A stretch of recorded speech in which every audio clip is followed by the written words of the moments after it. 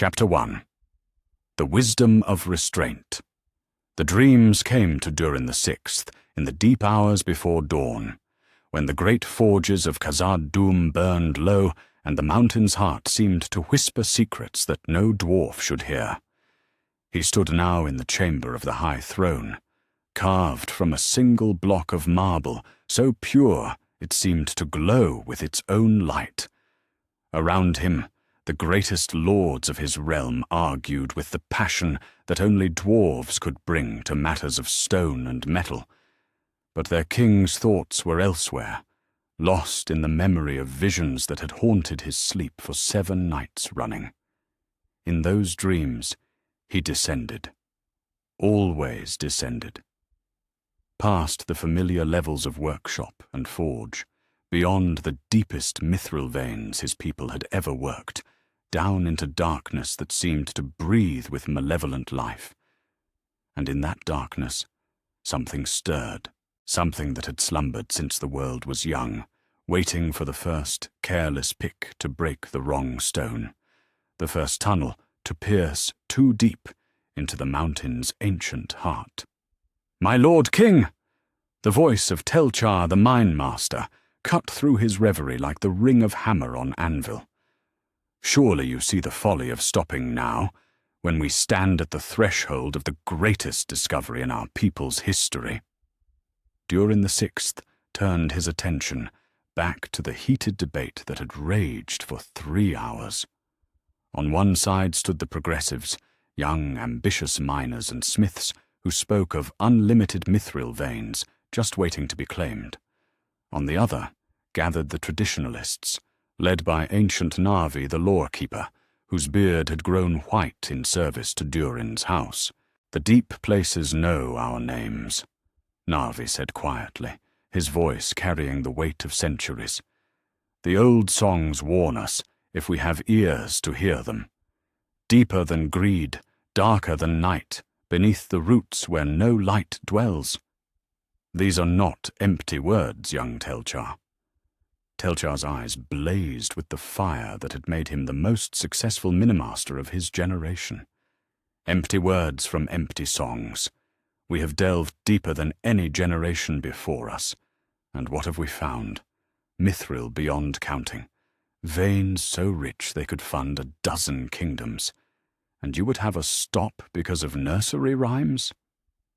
"The king's dreams," began Narvi, but Telchar cut him off. "The king's dreams," he said, careful to keep his tone respectful, but letting his skepticism show, may be the product of too much responsibility and too little sleep. I do not question my lord's wisdom in matters of state, but in matters of stone and earth. Let those who have spent their lives in the deep places speak." A dangerous silence fell over the chamber. Several of the younger nobles nodded in agreement with Telchar, while the older lords watched their king's face carefully. Durin VI had ruled for 47 years, longer than some realms existed, and his judgment had never failed them. But neither had he ever claimed to receive visions. Durin VI rose from his throne, and every voice in the chamber stilled. He was not a tall dwarf, but there was something about his presence that filled whatever space he occupied. Perhaps it was the weight of his lineage. He was the 6th to bear the name of their people's founding father. Perhaps it was simply the accumulated authority of nearly half a century on the throne. Or perhaps it was the way his dark eyes seemed to see truths that others missed. "Telchar," he said, his voice carrying clearly through the vast chamber. "In your 43 years, how many mistakes have cost dwarven lives?" The minimaster frowned, uncertain where this line of questioning led. "Few, my lord. Perhaps 12 miners lost to cave-ins or gas pockets in all my years of service." "And how many of those deaths," the king continued, "came from moving too quickly? From failing to test the rock ahead, from pushing forward without proper preparation?" "Most of them," Telchar admitted reluctantly. Indeed, and in matters of state, Navi, how many disasters have befallen kingdoms that acted in haste versus those that moved with caution? The old lawkeeper's eyes glinted with approval. History teaches us, my lord, that urgent action rarely produces lasting prosperity. The greatest kings are remembered not for what they seized quickly, but for what they built to endure. Durin the Sixth nodded slowly. I have ruled you for 47 years by listening to advisors, to the mountain's moods, to the lessons written in stone and blood by those who came before us. And now I must listen to dreams that come not from my own fears, but from some place deeper. He stepped down from the dais, moving among his nobles as he spoke. In my visions, I see our people mining ever deeper, driven by the promise of greater wealth. And I see the mountain's response.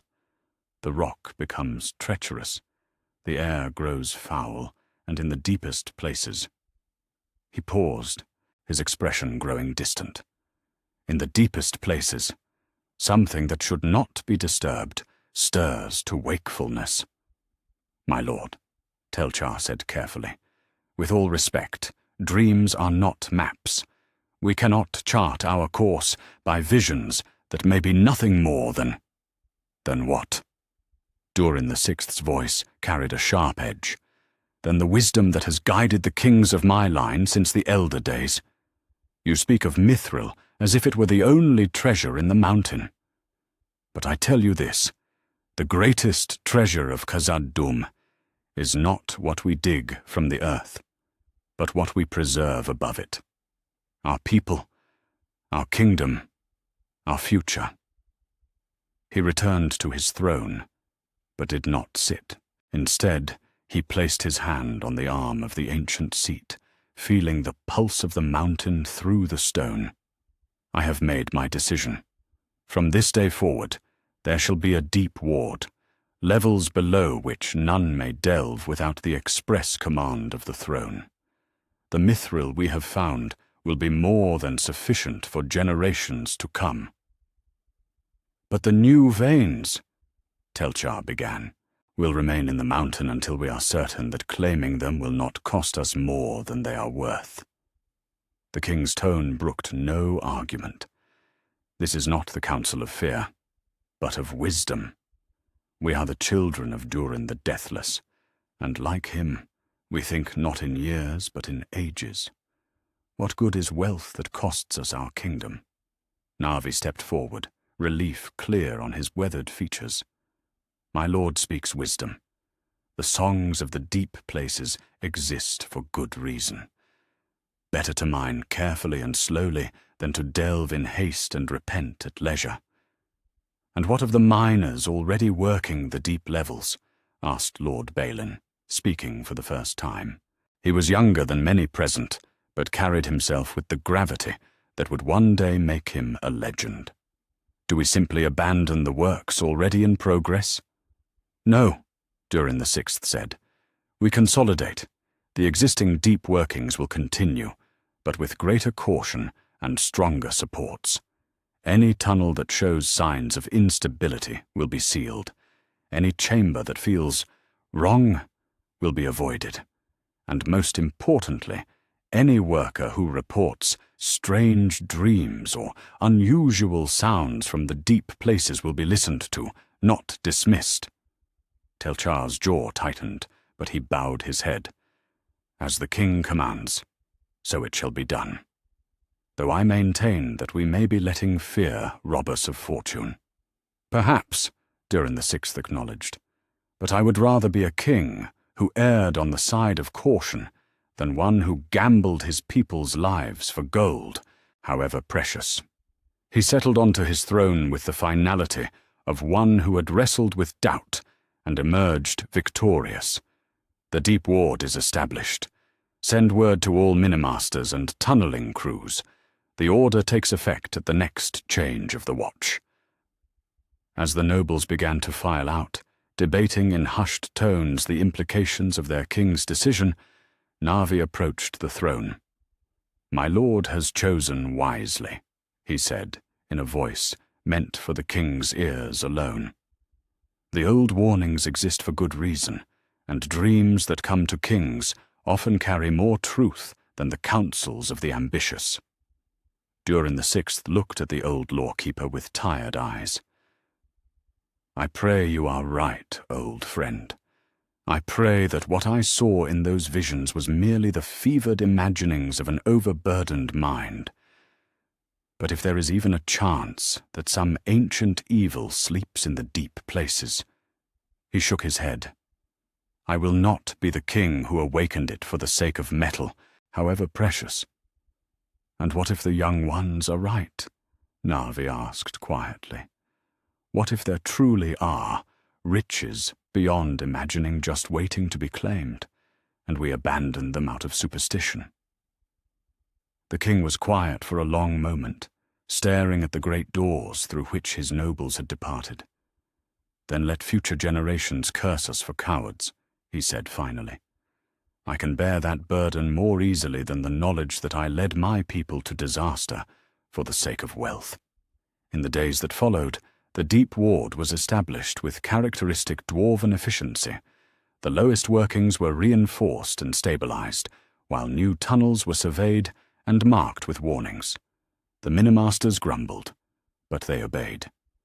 Production of mithril slowed but did not stop, and the mountain's treasures continued to flow into the forges and markets of Khazad-dûm. And in the deepest places, where the roots of the mountain touched depths that had known no light since the world's making, something that might have awakened to the sound of pickaxe and hammer instead continued its ancient slumber, undisturbed by the wisdom of a king who chose to listen to warnings that others would have ignored. The decision would echo through the ages, though none who made it could know how many lives hung in the balance of that single moment of restraint. In the years to come, when other kingdoms fell to greed and ambition, Khazad-dûm would endure, not because its people lacked courage, but because their king possessed the greatest courage of all, the strength to stop when wisdom counseled caution over gain. Thus began the age when the greatest dwarf kingdom chose preservation over profit, and in doing so preserved far more than they could ever know. Chapter 2. The Unbroken Kingdom. 50 years had passed since the establishment of the Deep Ward, and the halls of Khazad-dûm rang with a prosperity that had no equal under mountain or sky. Where once the greatest danger to the kingdom had lurked in the depths, now innovation flourished in the spaces between caution and ambition.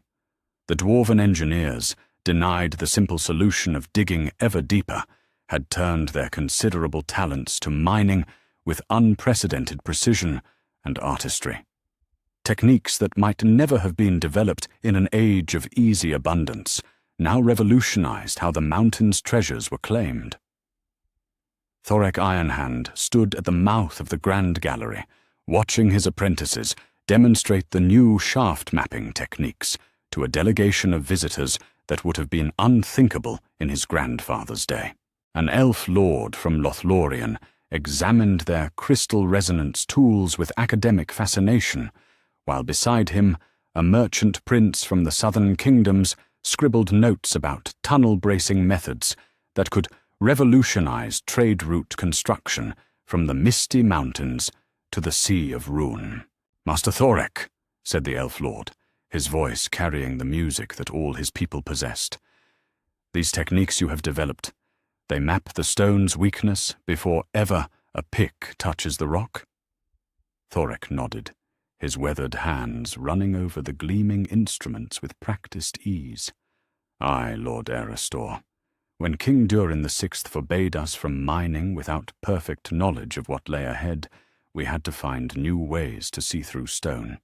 These crystals, properly tuned, sing back the mountain's secrets. We know now which rocks will hold and which will crumble, which veins run true and which peter out into nothing." The merchant prince looked up from his notes. "And the cost? Such precision must come dear." Less dear than cave-ins, Thorek replied with dwarvish pragmatism. Less dear than lost miners, ruined equipment, or sealed tunnels. We may mine more slowly than our ancestors, but we waste nothing and lose no one. In the end, we prosper more from cautious abundance than we ever did from reckless haste. It was a philosophy that had transformed more than just mining. Throughout the vast halls of Khazad-dûm, the principle of measured excellence had taken root and flourished. In the great forges, smiths, who might once have focused solely on speed and quantity, now crafted works of such beauty and durability that they were sought after from the Grey Havens to the borders of Run. Mithril goods from Khazad-dûm had become the standard by which all other work was measured.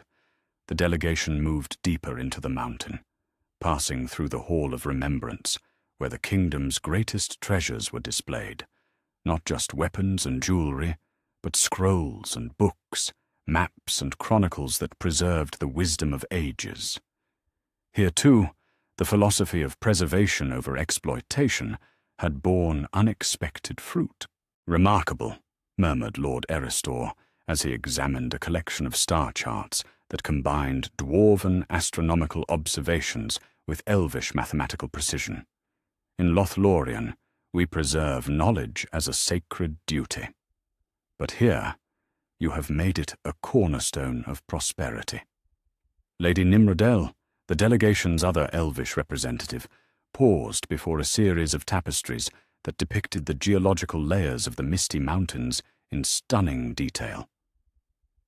These maps alone must be worth a kingdom's ransom to engineers and miners throughout Middle-earth.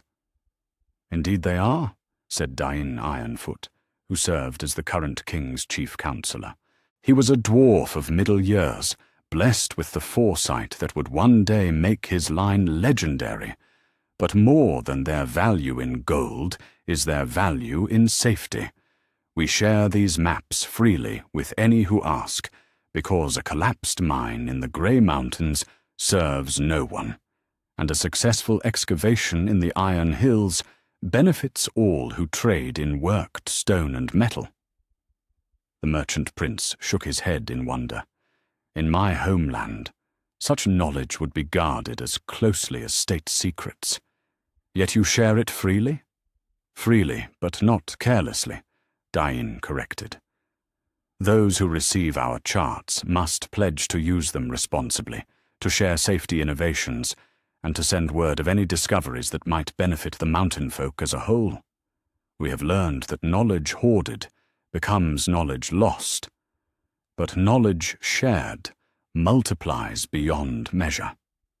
As if to illustrate his point, they entered the great library, where dwarven chroniclers worked alongside visiting scholars from a dozen realms. Here, the histories of the elder days were being compiled with the geographical surveys of the present age. Mathematical treatises from Númenórean survivors were cross-referenced with dwarven engineering principles, while elvish poetry was translated alongside human folklore to create comprehensive studies of Middle-earth's peoples and customs. This is unprecedented, breathed a young scholar from Gondor who had joined the delegation at the mountain's entrance. In Minas Tirith, our libraries are renowned throughout the south, but this rivals the archives of Númenor itself. Balin, who had grown from the young lord of Chapter 1's council into one of the kingdom's most respected administrators, smiled at the scholar's awe. Knowledge, like mithril, is more valuable when it is worked and shared than when it lies buried in darkness. We have learned much from hosting scholars and chroniclers, and in turn we have taught much. The kingdom grows stronger, not just through what we mine from the mountain, but through what we gather from the wisdom of others. They passed through halls where refugees from distant conflicts had found not just shelter, but purpose. When orcs had overrun settlements in the Grey Mountains, the survivors had been welcomed into Khazad-dûm's outlying communities and put to work according to their skills. When political upheavals in the distant east had displaced entire merchant families, they had been granted safe passage through the mountain and often chose to remain, adding their expertise to the kingdom's growing commercial networks.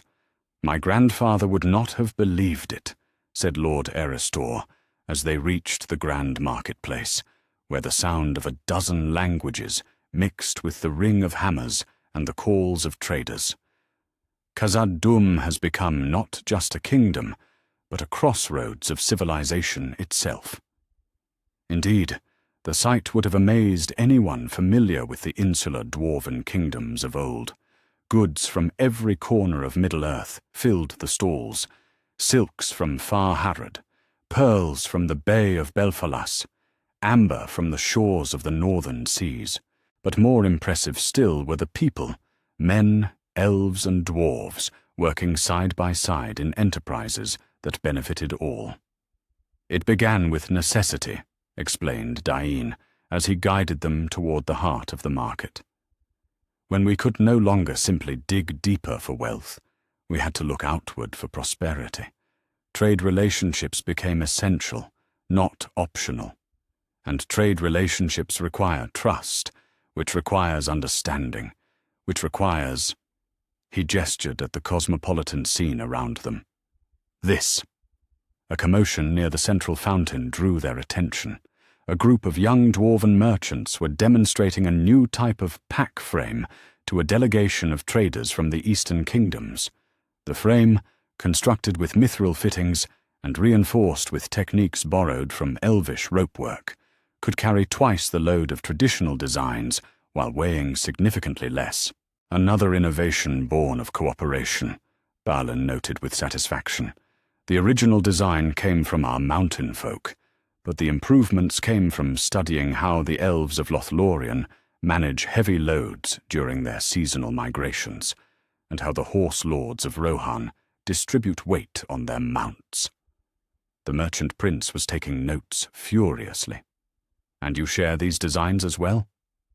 "After a suitable period of exclusivity to reward the inventors," Dain confirmed. "Innovation thrives when creators are rewarded, but stagnates when knowledge is hoarded indefinitely.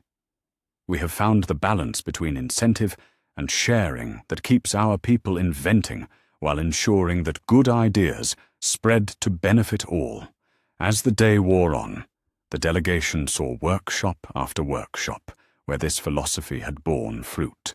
Improved mining techniques had led to better construction methods, which had improved trade infrastructure, which had attracted more diverse populations, which had brought new ideas that had improved mining techniques in an ever-expanding cycle of innovation and prosperity. The Deep Ward was not just a mining restriction, Lord Erestor observed, as they paused at a viewing platform overlooking the vast main hall of Khazad-dûm.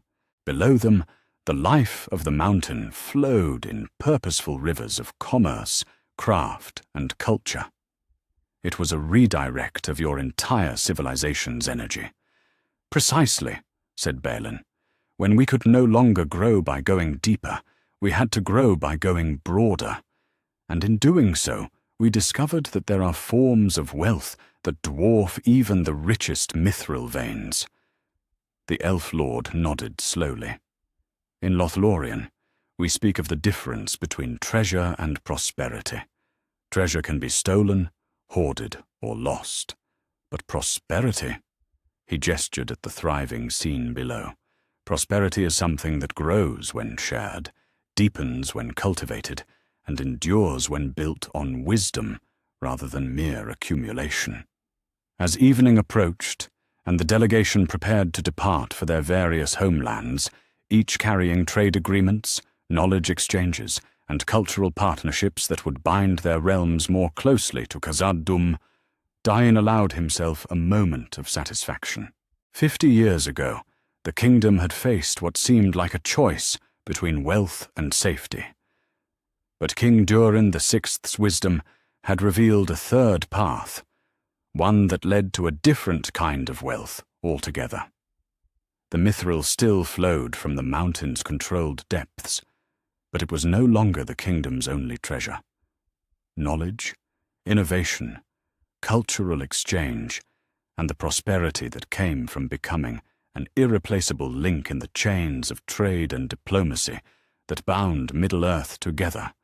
These had become Khazad-dûm's true riches, and unlike mithril veins, these treasures grew deeper and more valuable with every passing year, creating a foundation for prosperity that no external force could easily threaten and no internal disaster could completely destroy. The kingdom that had once survived by the strength of its arms and the depth of its mines now thrived through the breadth of its connections and the wisdom of its choices. In choosing preservation over profit, Khazad-dûm had discovered something far more valuable than either. They had found the secret of sustainable greatness. Chapter 3. The Longest Peace.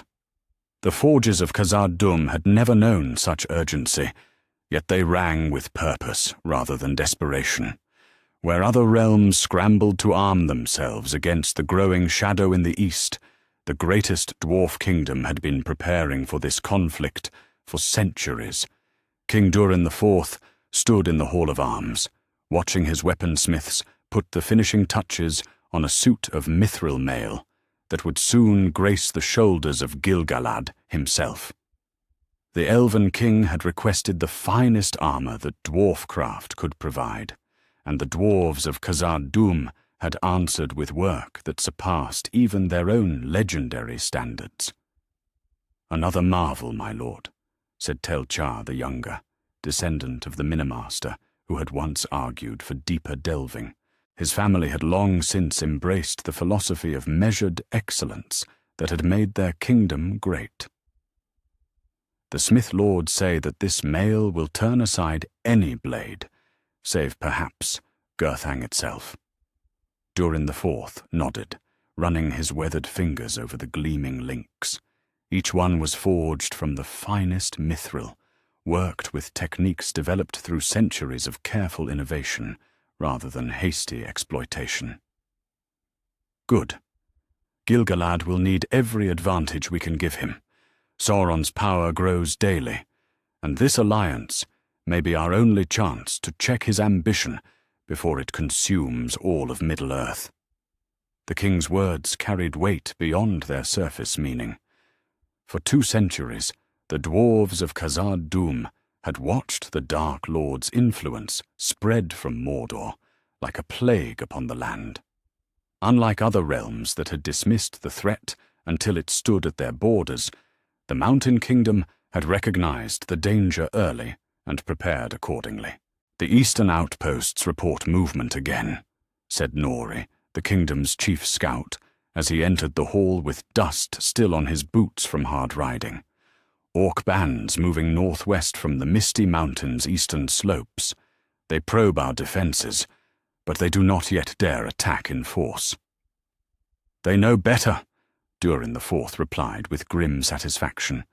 "Word has spread among the enemy's servants that Khazad-dûm is not Ostin Edhill or the Grey Havens. We are prepared for siege, and our walls are not built for show." Indeed, the Mountain Kingdom's defensive preparations were the product of generations of careful planning. Where once the dwarves might have relied solely on their mountain's natural protection, the current rulers had learned to think beyond their stone walls. A network of watchtowers and signal fires connected Khazad-dûm to allied settlements throughout the region. Supply caches hidden in mountain passes ensured that armies moving against Sauron would find provisions waiting. Most importantly, the kingdom's weaponsmiths had spent decades perfecting armor and weapons specifically designed to counter the Dark Lord's forces. "The mithril arrows are ready," reported Fundin, master of the kingdom's engineers.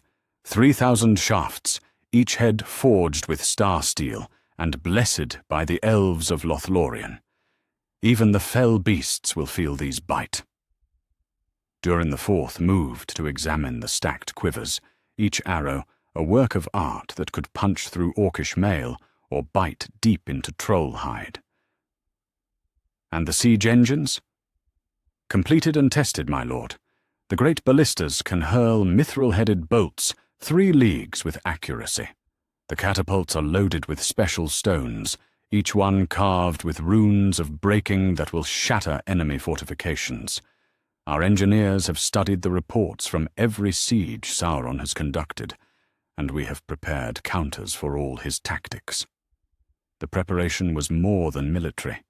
In the great libraries of Khazad-dûm, scholars had compiled comprehensive studies of the enemy's methods, his creatures, and his weaknesses. Maps showing every known route between Mordor and the Western Lands covered the walls of the strategic planning chambers. Most valuable of all, the kingdom's diplomatic corps had spent years forging alliances that would prove crucial in the coming war. "Word from Gil-galad," announced Balin as he strode into the hall, bearing a scroll sealed with silver. The young dwarf had grown into one of the kingdom's finest diplomats, equally comfortable speaking with elven lords or human kings. The last alliance is formally declared. Elendel's armies march from the north, while Gil-galad's host advances from the west. They request that we coordinate our movements to strike simultaneously. Durin IV broke the seal and scanned the Elvish script. The timing is perfect. Our armies are ready, and the mountain passes are clear. How many warriors can we field? 8,000 heavy infantry, Balin reported, consulting a leather-bound ledger. 2,000 crossbow troops, 500 engineers, and 300 mounted scouts. But more importantly, my lord, we march not as lone warriors, but as part of the greatest alliance Middle-earth has ever seen. The king smiled at that. It was true.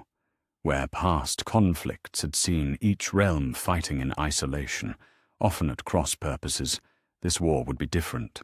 Years of careful diplomacy had built relationships that went beyond mere military cooperation. Trade agreements had become mutual defense pacts. Cultural exchanges had fostered understanding and trust. When the call came to stand against the shadow, the response had been swift and unified. "The supply trains?" Durin IV asked. "Already moving," replied Nori. 40 wagons of weapons and armor for our allies, 20 wagons of food and medicine, and 15 wagons of specialized equipment, siege ladders, ram parts, mining tools for undermining enemy fortifications. Everything Gil-galad and Elendil requested, and more besides. The generosity was not mere altruism. The leaders of Khazad-dûm understood that Sauron's victory would mean the end of everything they had built. The trade networks that brought prosperity to the Mountain Kingdom, the cultural exchanges that had enriched their civilization, the technological innovations born of cooperation, all would perish under the Dark Lord's dominion. This was not just a war for Middle-earth's freedom, but for the preservation of everything that made civilization worth defending. "My lord," said Fundin, approaching with a heavy wooden case. "The special weapons are ready as well." Durin IV opened the case to reveal a dozen mithril-bladed axes, each one a masterwork of dwarf smithing. But these were more than simple weapons.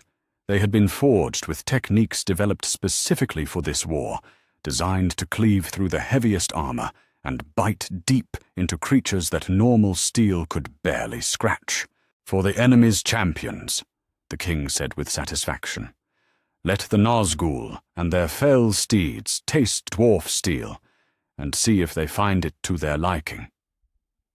As the final preparations continued around him, Durin IV allowed himself a moment to contemplate the path that had brought them to this point. His great-great-grandfather's decision to limit deep mining had forced the kingdom to look outward for growth and prosperity. That outward focus had led to alliances and trading relationships that now formed the backbone of the greatest military coalition since the Elder Days. Had they continued to rely solely on the mountain's internal riches, they would be facing this crisis alone, isolated behind their stone walls while the enemy picked off their neighbors one by one.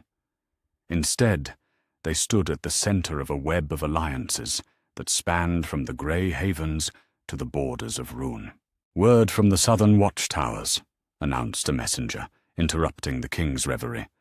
"Large forces moving west from Mordor. The enemy knows that the alliance is gathering, and he moves to meet it." "Then it begins," Durin the Fourth said solemnly. "Send word to all commanders. We march at dawn. Signal the allied forces that Khazad-dûm keeps its word, and may the Valar grant that our hammers ring true in the battles to come." The next morning, as the sun rose over the misty mountains, the greatest army in the Mountain Kingdom's history marched from the gates of Khazad-dûm. But they didn't march alone. To their north, the banners of Gil-galad's host caught the morning light. To their west, Elendil's forces advanced with grim determination, and from strongholds throughout the region, allied forces converged on the common enemy.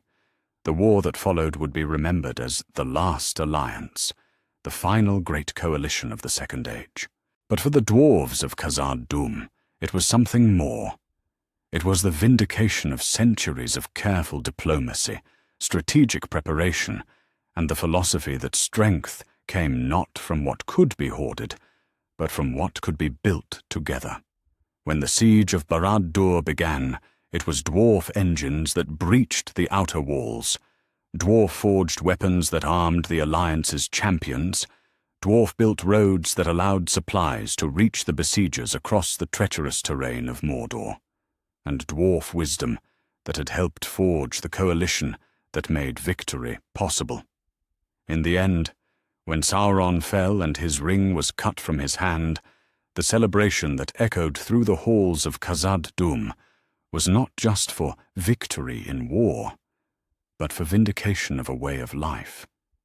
They had proven that cooperation could triumph over domination, that preparation could overcome surprise, and that wisdom exercised over centuries could shape the fate of ages.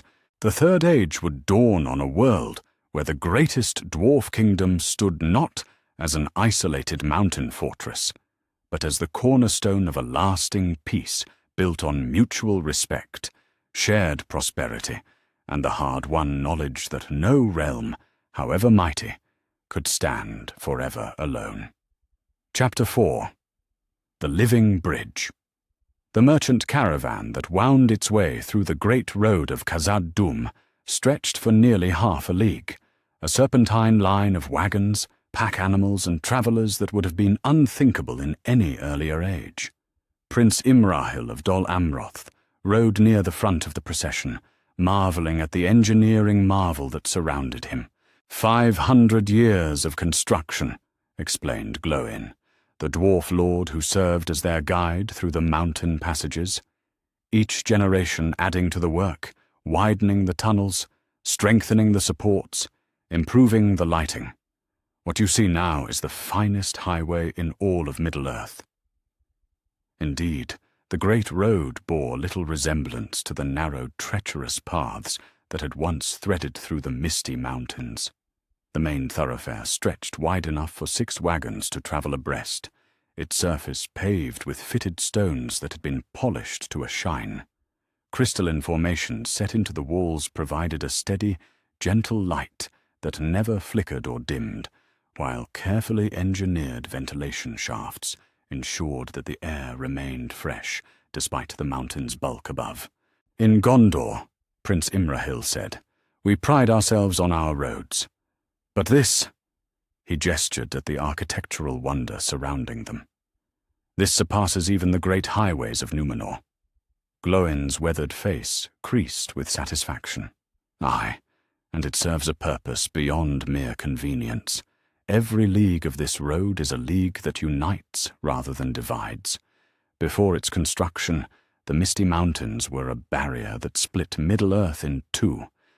Now they are a bridge that connects east to west, north to south." The truth of his words was evident in the diversity of the caravan itself. Gondorian merchants travelled alongside traders from the distant east, their wagons loaded with goods that would have taken months to transport by any other route. Rohirrim horse lords rode in company with shire folk, whose ponies carried saddlebags full of pipeweed and other comforts of the West.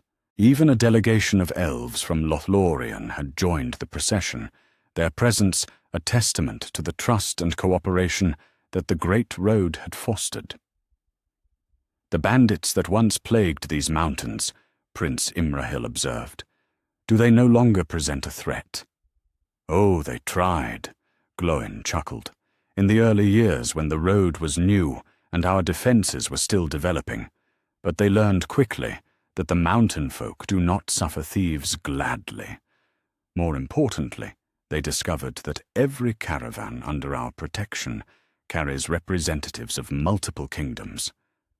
Attack a Gondorian merchant on our road, and you answer to both Khazad-dûm and Minas Tirith. Threaten a Rohirrim trader, and you face the combined wrath of the Riddermark and the Mountain Guard." As if summoned by their conversation, a patrol of guards rounded a bend in the tunnel ahead. But these were not solely dwarven warriors. The patrol included men in the colours of Gondor and the Riddermark, working in seamless coordination with their dwarf companions. At their head rode a figure that Prince Imrahil recognized with surprise. "Aragorn, son of Arathorn," he called out, spurring his horse forward. "What brings a ranger of the north so far from his usual haunts?" The ranger captain turned at the sound of his name, his weather-beaten face lighting with recognition. "Prince Imrahil, the same could be asked of you, though I suspect our answers are more similar than different." He gestured at the mixed patrol behind him. "I coordinate security for the northern reaches of the Great Road. The arrangement benefits all. Our people know the wild lands above the mountain, while our dwarf allies know every tunnel and passage below." "A wise arrangement," the prince acknowledged, "and effective from what I observe." "More effective than any of us anticipated," Aragorn agreed. "When the agreement was first proposed, some among my people worried about compromising our independence. But we have learned that cooperation need not mean submission. The Rangers maintain their freedom to roam and patrol as we see fit, while the caravans benefit from our knowledge of the lands beyond the mountain's borders." Glóin nodded approvingly. "And in return, the Rangers have safe harbors at regular intervals along their routes, supply caches maintained by the Mountain Guard, and swift communication with allied forces when threats arise. A partnership that strengthens all parties."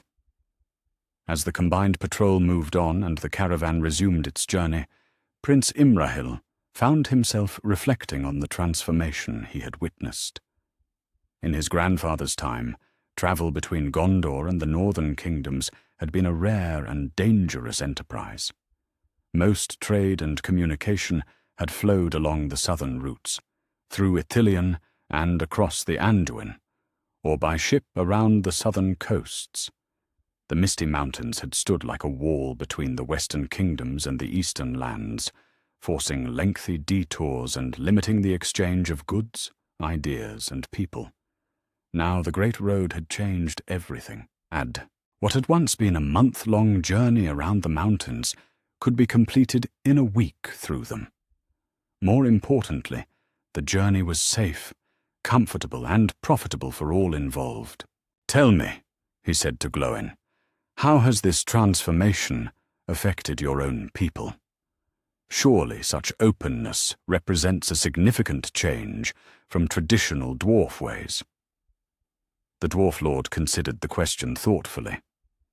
"Aye, it has changed us, though perhaps not as much as outsiders might expect. We have always been traders and craftsmen, after all. What has changed is the scale and scope of our connections. Where once we dealt primarily with our immediate neighbors, now we maintain relationships with kingdoms from the Sea of Rune to the Grey Havens." He pointed to a section of wall where artistic panels depicted scenes from across Middle-earth, not just dwarf work, but collaborative pieces that showed elvish influence, human perspectives, and even hobbit touches in their attention to comfortable details. Our young folk grow up knowing the songs of Rohan, the stories of Gondor, the customs of the Shire. They learn languages we never taught before, crafts we never practiced, ways of thinking that broaden their horizons beyond the mountain's borders. We remain dwarves, proud and stubborn and true to our traditions, but we are dwarves who understand the world beyond our halls, and that understanding has made us stronger. The conversation was interrupted by the sound of horns echoing through the tunnels ahead, not an alarm, but a ceremonial greeting. As they rounded the next bend, the reason became clear. A massive circular chamber opened before them, its ceiling soaring so high that it was lost in shadow, despite the crystal lighting that illuminated the walls. This was the heart of the mountain, the great central hub where all the road's various branches converged. The chamber bustled with activity that defied easy description. Caravans arrived from every direction, while others departed for destinations across Middle-earth. Market stalls lined the walls, offering goods from every corner of the known world. Information exchanges allowed travelers to send messages to distant kingdoms with remarkable speed and reliability. Most impressively, diplomatic quarters provided meeting spaces where representatives of different realms could conduct business in neutral territory. The beating heart of Middle-earth's commerce, Prince Imrahil observed with genuine awe. I had heard descriptions, but seeing it, overwhelming at first eye, Glóin agreed. But watch for a few moments, and you'll see the pattern beneath the apparent chaos. Indeed, as Prince Imrahil observed the organized activity around him, he began to recognize the careful systems that made such complexity possible. Traffic flowed along clearly marked routes that prevented congestion. Scheduling boards announced arrival and departure times for major caravans, while smaller groups could join larger expeditions for safety and efficiency. Most remarkably, disputes between travelers from different kingdoms were resolved by mixed tribunals that represented multiple legal traditions and cultural perspectives. This is more than a trading post, he realized. It's a new form of government, not the rule of one people over others, but genuine cooperation between equals. That was the vision, Glóin confirmed. And it has exceeded our most optimistic hopes. Trade disputes that might once have sparked border conflicts are now resolved by negotiation. Cultural misunderstandings that might have led to lasting hostilities are addressed through education and exchange. Young people from every kingdom work and learn together, building friendships that will shape the policies of their realms for generations to come. As their caravan prepared to continue its journey toward the eastern gates, Prince Imrahil took one last look around the heart of the mountain. Representatives of every free people of Middle-earth went about their business in harmony that would have been unthinkable just a few generations earlier. Gondorian architects consulted with dwarf engineers on projects that would benefit both kingdoms. Rohirrim horse breeders exchanged knowledge with elven lawmasters about bloodlines that traced back to Valinor itself.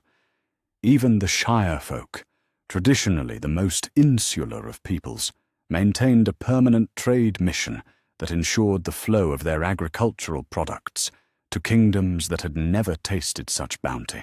"The wisdom of your people continues to amaze me," he said to Glóin as they rode toward the eastern passage. To transform an ancient mountain stronghold into the crossroads of civilization itself, it speaks to vision that reaches beyond mere profit or power. "Perhaps," the dwarf lord replied, "or perhaps it simply speaks to the understanding that in a connected world, isolation is not strength, but weakness. The mountain has always been our protection, but it need not be our prison. By opening our halls to others, we have not diminished our security. We have multiplied it 100-fold. Every kingdom that benefits from the Great Road has a vested interest in our survival and prosperity. Every trader who finds profit here becomes an advocate for our continued success. Every young person who learns our ways carries our reputation to distant lands." As they emerged into the eastern sunlight, leaving the wonder of Khazad-dûm behind, Prince Imrahil carried with him more than the trade goods that filled his wagons. He carried a new understanding of what cooperation could achieve, and a vision of Middle-earth united not by conquest, but by mutual benefit and shared prosperity. The great road had indeed transformed the Misty Mountains from a barrier into a bridge. But more than that, it had transformed the very nature of relationships between the free peoples, creating a model of cooperation that would endure for ages to come.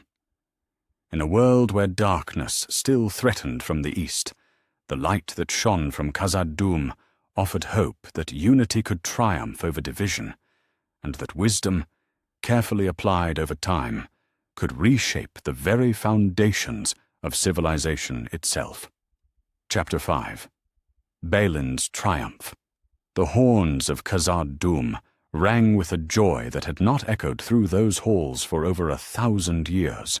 Not since the days of the last alliance had the mountain kingdom welcomed the return of so many of its scattered children.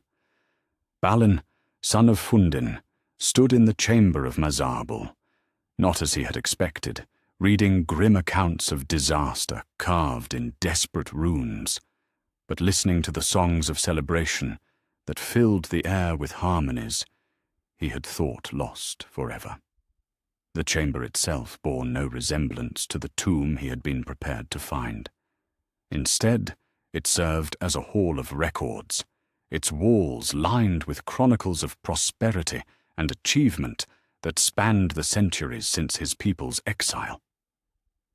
"My lord Balin," said King Durin VII, descendant of the wise king who had established the Deep Ward.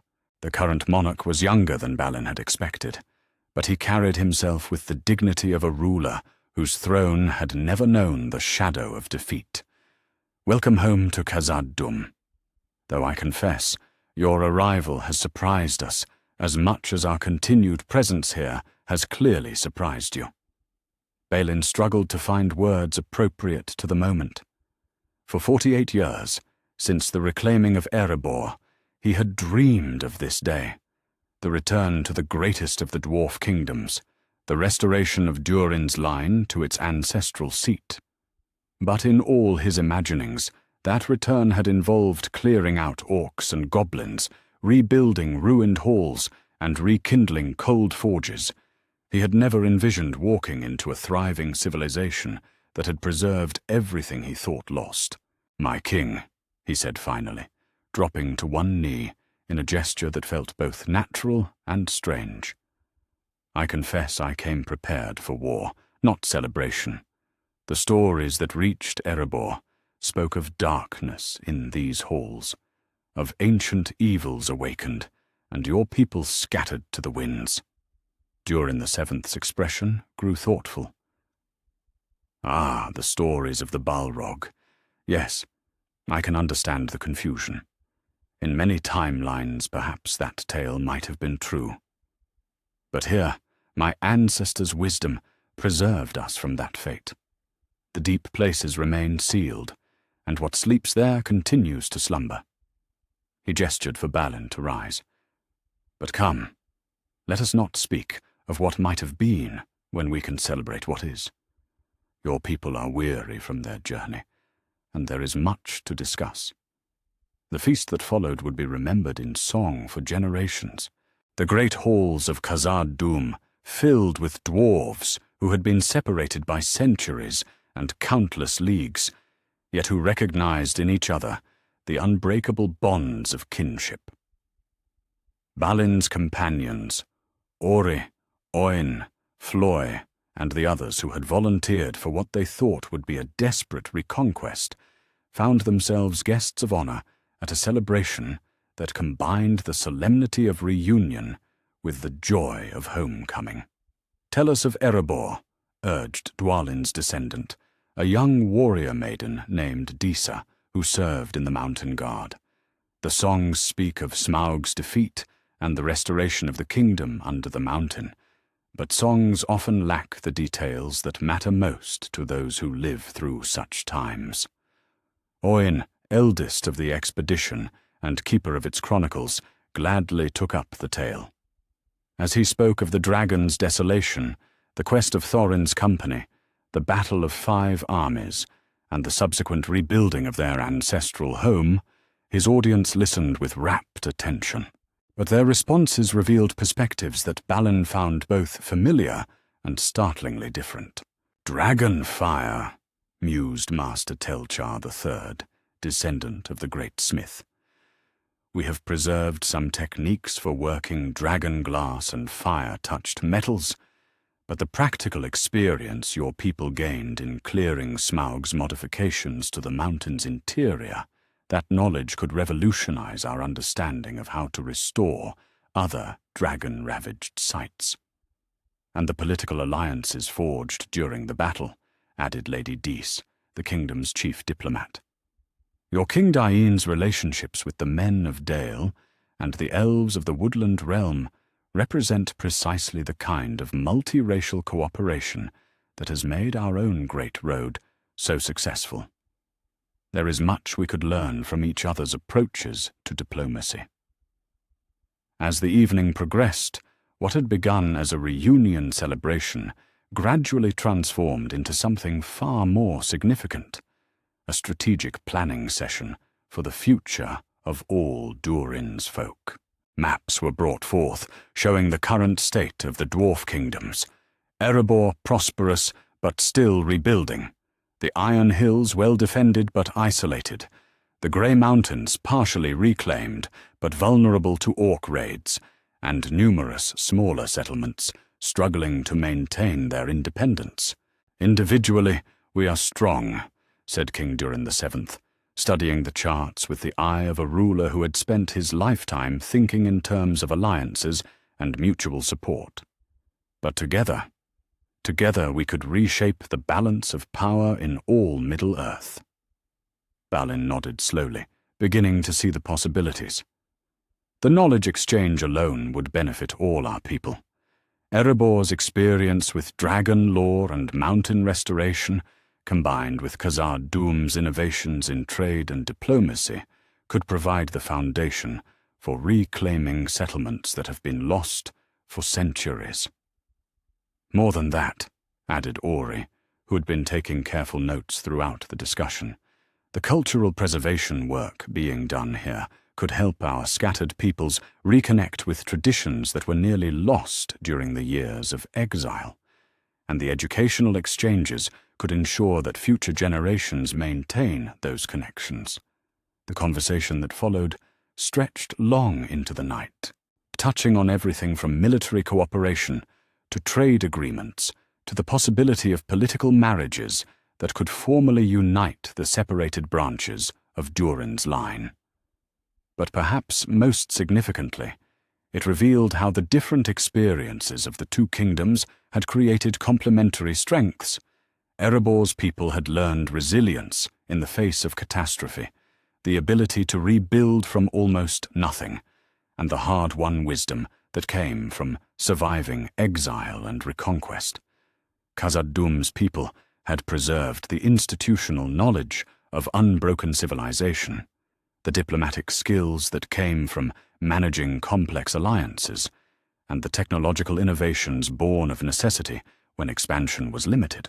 "The Grey Mountains expedition," proposed Floy, who had served as a military engineer during Erebor's reconstruction. "If we coordinate our efforts, Erebor's mountain-clearing expertise with Khazad Dûm's defensive strategies and trade relationships, we could reclaim those settlements permanently, rather than just raiding them occasionally." King Durin VII leaned forward with interest. "The economics alone make such cooperation attractive. The Grey Mountains' mineral wealth, properly extracted and protected, could fund expansion efforts throughout the north. And if the settlements there were truly secure, they could serve as way stations for trade routes connecting our eastern and western territories." "Political marriages," suggested Lady Dice tactfully, could formalize such alliances while strengthening the bloodlines of both kingdoms. The royal houses of Erebor and Khazad-dûm have been separated too long. Reuniting them would symbolize the reunification of all Durin's folk. The suggestion was met with thoughtful nods rather than the resistance such proposals often encountered. The evening's discussions had made clear that both kingdoms had much to gain from closer ties, and the personal connections being forged between individuals from both groups suggested that such formal bonds would have strong grassroots support. As dawn approached and the formal discussions wound down, Balin found himself walking the morning watch with King Durin VII through halls that felt both deeply familiar and wonderfully strange. The architectural bones of the mountain were exactly as he remembered from the stories of his youth, but they had been adorned with innovations and improvements that spoke of centuries of continuous occupation and development. "I came here expecting to find ruins," he confessed, as they paused at a viewing platform overlooking the great central marketplace, already bustling with early morning activity. "Instead, I find the fulfillment of everything our people ever hoped to achieve. How do I report this to King Dain? How do I explain that what we thought was a desperate rescue mission was actually a homecoming celebration?" King Durin VII smiled, the expression transforming his weathered features. "You tell him the truth, that Durin's folk are stronger when they stand together, and that the wisdom of our ancestors provides more protection than the depth of any mine. And you tell him that Khazad-dûm extends its hand in friendship and alliance, not as supplicants seeking aid, but as kinfolk offering partnership."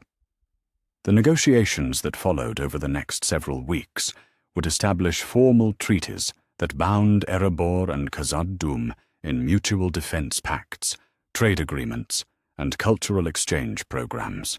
Joint military expeditions would indeed reclaim the Grey Mountains, while diplomatic missions would extend both kingdoms' influence throughout the north and east. Most significantly, the marriage of Durin VII's eldest daughter to Dain II's nephew would create a formal bond between the royal houses that had been separated for nearly 1,000 years. But perhaps the most important outcome of Balin's expedition was the restoration of hope among all the scattered children of Durin.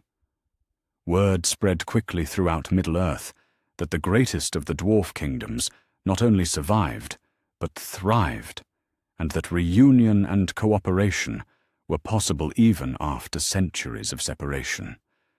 When Balin finally departed Khazad-dûm to return to Erebor, not as the leader of a desperate expedition, but as an ambassador carrying treaties that would reshape the political landscape of northern Middle-earth, he carried with him more than just formal agreements. He carried proof that wisdom could triumph over greed, that cooperation could overcome isolation, and that the choices of one generation could preserve opportunities for all the generations that followed. The mountain kingdom that had saved itself through prudent restraint had become the foundation for the reunification of an entire people, and in doing so, it had created possibilities for the future that no single realm, however mighty, could have achieved alone. Chapter 6. The company's different path, Gandalf the Grey, stood at the crossroads east of the Shire, studying the two paths that lay before Thorin's company, with the careful attention of one who understood that choices made in haste often led to regret at leisure. To the north, the high pass beckoned, treacherous, unpredictable, but well known to those who had travelled it before. To the south, the great road stretched toward the gates of Khazad-dûm, a route that promised safety, but required trust in the hospitality of the dwarf lords. "I still say we should take the familiar path," grumbled Dwalin, adjusting his grip on his twin axes. The High Pass has served our people for generations. Why change now?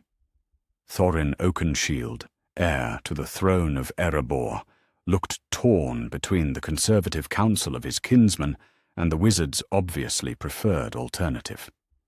Gandalf, you speak of Khazad-dûm as if it were still the kingdom of our forefathers' tales. But the news that reaches the Blue Mountains tells of darkness in those halls, of ancient evils awakened. The wizard's eyes twinkled with amusement that bordered on mischief. My dear Thorin, when did you last receive reliable news from Khazad-dûm? And from whom? I have it on excellent authority that the reports of the Mountain Kingdom's demise have been greatly exaggerated. Bilbo Baggins, who had been quietly observing the debate while trying not to think too hard about the magnitude of the adventure he had somehow agreed to join, found himself speaking before he quite realized it. Forgive me, but wouldn't the safer route be preferable? I mean, if there's even a chance of avoiding goblins and worse things. Exactly my point, Master Baggins, Gandalf said with approval. The High Pass is riddled with dangers that could cost us far more than time. Stone giants, goblin tunnels, cave trolls, and worse. The Great Road, by contrast, offers not just safety, but opportunity. Opportunity? Thorin's interest was clearly piqued despite his reservations. Consider this, the wizard continued, settling into the tone he used when he had particularly important points to make. If, and I say if, we are welcomed in Khazad-dûm as kinfolk rather than strangers, what might that mean for your quest? Food, rest, and resupply, certainly, but perhaps also counsel, equipment, and even military support. The suggestion hung in the air like smoke from Gandalf's pipe. The dwarves of the company exchanged glances that spoke volumes about hopes they had barely dared to voice. Facing Smaug with 13 companions and a burglar was audacious to the point of foolishness. Facing the dragon with the backing of the greatest dwarf kingdom in Middle-earth, that changed everything. If you are wrong, Thorin said slowly, and we find only orcs and darkness in those halls, we will have walked voluntarily into a trap that could doom our quest before it truly begins. If I am wrong, Gandalf replied with uncharacteristic seriousness, I will personally lead you out again, by whatever means necessary. But I do not believe I am wrong. Trust me in this, as you have trusted me in the greater matter of reclaiming your kingdom. 3 days later, the company stood before the great gates of Khazad-dûm, their breath misting in the mountain air as they gazed upon stonework that defied both time and the dark rumors that had reached the outer world. The gates stood open, as they had for centuries, welcoming travelers and traders from across Middle-earth. No orc armies poured forth to overwhelm them. No shadow of ancient evil darkened the entrance. Instead, dwarf guards in gleaming mail approached with expressions of curiosity and welcome. Thorin, son of Thrain, called the gate captain, a warrior whose bearing spoke of competence and confidence rather than desperate last stands against overwhelming darkness. We have been expecting you. Expecting us? Thorin's surprise was evident. How could you have known of our coming? Gandalf the Grey sent word ahead, the captain replied with a slight smile. Though I confess, the message raised questions that we hope you will be willing to answer in more comfortable surroundings. King Durin VI awaits your pleasure in the Hall of Feasts. The journey through the mountain's interior left even the dwarves of the company speechless with wonder. Where they had expected to find ruined halls and orc lairs, they discovered a civilization at its peak. The Great Road bustled with traffic from across Middle-earth, while the workshops and forges rang with industry that surpassed anything in the outer world. Most remarkably, the kingdom clearly prospered, not just through isolation and self-sufficiency, but through active cooperation with other peoples.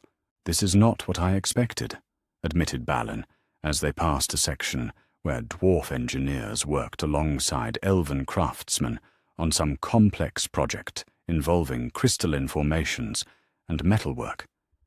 "The songs that reach us in the west speak of Khazad-dûm as a fortress kingdom, stern and unyielding." "The songs are not wrong," replied their guide, a young dwarf lord named Ori, who served in the diplomatic corps. "But they are incomplete. We are stern when sternness is required, unyielding when principles are at stake. But we have learned that cooperation brings strength that isolation cannot match."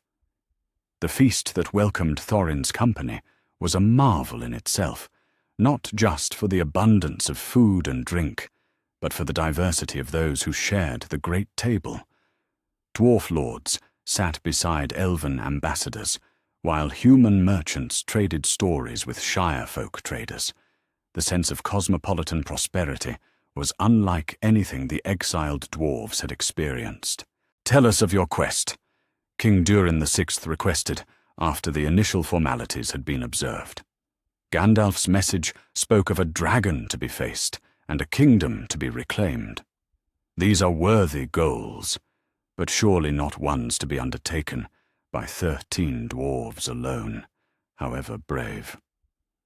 Thorin told the tale of Smaug's desolation, the destruction of Dale, and the long years of exile that had reduced the line of Durin to scattered refugees in the Blue Mountains.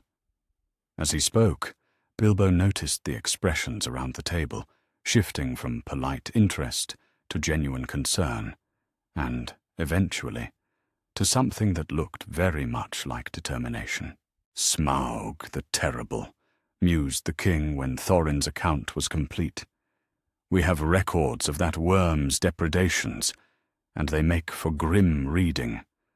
But dragons, terrible as they are not invincible. They have been faced and defeated before." "With armies and alliances that we do not possess," Thorin replied, though his tone carried more hope than despair. "We go to Erebor because it is our duty and our right, not because we expect victory." "Perhaps that expectation can be revised," said Lord Dyne, the king's chief military adviser. "The question is not whether Smaug can be defeated, but how best to accomplish that defeat. And frankly, 13 dwarves attempting the stealth where an army might succeed through direct assault seems unnecessarily risky." The conversation that followed stretched long into the night, touching on dragon lore, military strategy, and the ancient laws that governed the reclaiming of dwarf kingdoms. But perhaps most importantly, it revealed the extent to which Khazad-dûm's prosperity had created capabilities that no isolated kingdom could match. The mithril working techniques alone could provide equipment that would turn aside dragonfire, explained Master Telchar, as he guided the company through the deep forges the following day. Mail that weighs less than leather, but stops the sharpest blade. Weapons that hold edges that could cut through dragon scale. Shields that could deflect the very flames of the earth. Bilbo found himself particularly fascinated by the treasury vaults, where the accumulated wealth of centuries was displayed with a casual abundance that made his hobbit sensibilities both thrilled and slightly uncomfortable. But it was in the deepest vaults, in chambers where only the most trusted were permitted, that he discovered something that changed his understanding of the quest entirely. "The 7 rings," breathed Thorin, as he gazed upon the collection of dwarf rings that had been thought lost or destroyed. "I had heard tales, but to see them—" "Kept in trust for the rightful lords of the dwarf kingdoms," explained the vault keeper, an ancient dwarf whose knowledge of the kingdom's treasures was encyclopedic. Each ring was crafted to enhance the natural gifts of its bearer: strength, endurance, wisdom, the ability to delve deep and build lasting works, but they require rightful authority to function properly. And if the king under the mountain were to wear the ring of his forefathers? Gandalf asked quietly. Then he would command not just the loyalty of his own people, but the respect of all who value craftsmanship, courage, and the bonds of kinship that unite the children of Aule. The implications were staggering. Thorin reclaiming Erebor with the backing of Khazad-dûm would have been remarkable enough. But Thorin reclaiming Erebor while bearing one of the great rings, supported by an alliance that could potentially unite all the dwarf kingdoms of Middle-earth, that would reshape the balance of power across the world. When the company finally departed Khazad-dûm, a week later, they bore little resemblance to the desperate band of exiles who had entered. Their equipment had been replaced with gear that surpassed even royal treasuries. Their numbers had been increased by 100 dwarf warriors and engineers who carried siege equipment capable of breaching any dragon's defenses. Most importantly, they carried formal treaties that promised ongoing support, not just for the reclaiming of Erebor, but for its development as part of a greater alliance of dwarf kingdoms. "I confess," Bilbo said to Gandalf as they travelled the final leagues toward the Lonely Mountain, "this feels rather different from the adventure you originally described." "Adventures have a way of evolving, Master Baggins," the wizard replied with satisfaction. "But I think you will find that the story we are now part of is far grander than anything I could have initially promised." Indeed, as they crested the final hill and gazed upon Erebor, still dragon-haunted, but no longer appearing quite so impossible to reclaim, Bilbo reflected that their quest had been transformed from a desperate gamble into something that felt very much like a military campaign, backed by the greatest alliance the dwarf kingdoms had seen since the Elder Days. Smaug the Terrible still waited in the depths of the Lonely Mountain, but he would not be facing 13 desperate exiles and 1 anxious hobbit. He would be facing the united might of Durin's folk, armed with weapons that could pierce dragon hide and protected by alliance that spanned the breadth of Middle-earth. The age of the dragon's dominion was coming to an end, and with it would dawn a new chapter in the history of the North, one written not in isolation and exile, but in cooperation and unity. Chapter 7. The War That Never Was.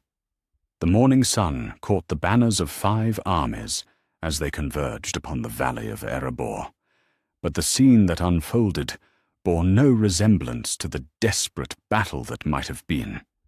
Where once desperate forces would have clashed over the dragon's horde, now representatives of every major power in the north found themselves facing a situation that no military strategist had anticipated.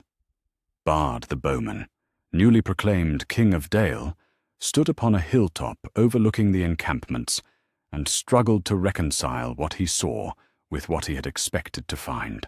The army he had brought to claim Dale's share of Smaug's treasure was formidable by the standards of Lake Town. Nearly 1,000 men armed with the best weapons they could muster, bolstered by refugees who had lost everything to the dragon's wrath and sought compensation from those who had gained by its death. But the force that had answered Thorin's call from Khazad-dûm transformed the entire balance of power. 3,000 dwarf warriors in mithril mail stood in perfect formation before the gates of Erebor, their ranks supplemented by siege engines that could reduce any opposing force to rubble within hours. More troubling still, their discipline and equipment spoke of a military tradition that had never known defeat, never experienced the desperate improvisation of exile and loss. "This changes everything," murmured Alfred, though for once his usual calculation seemed to have deserted him entirely. "We came expecting to negotiate with a handful of desperate dwarves. Instead, we face the greatest military force assembled in the north since the last alliance," Bard finished grimly. "The question now becomes whether we leave empty-handed or find another path to the compensation our people deserve. From the Elvish camp came similar reassessments. Thranduil, king of the woodland realm, had brought his warriors expecting to claim ancient treasures that rightfully belonged to his people, heirlooms lost when Smaug first ravaged the north. His force of elven spears was magnificent, disciplined, and deadly in forest warfare. Against a small company of dwarves, they would have been overwhelming. Against the combined might of Erebor and Khazad-dûm, supported by alliance treaties that stretched across Middle-earth, they represented barely a third of their opponent's strength.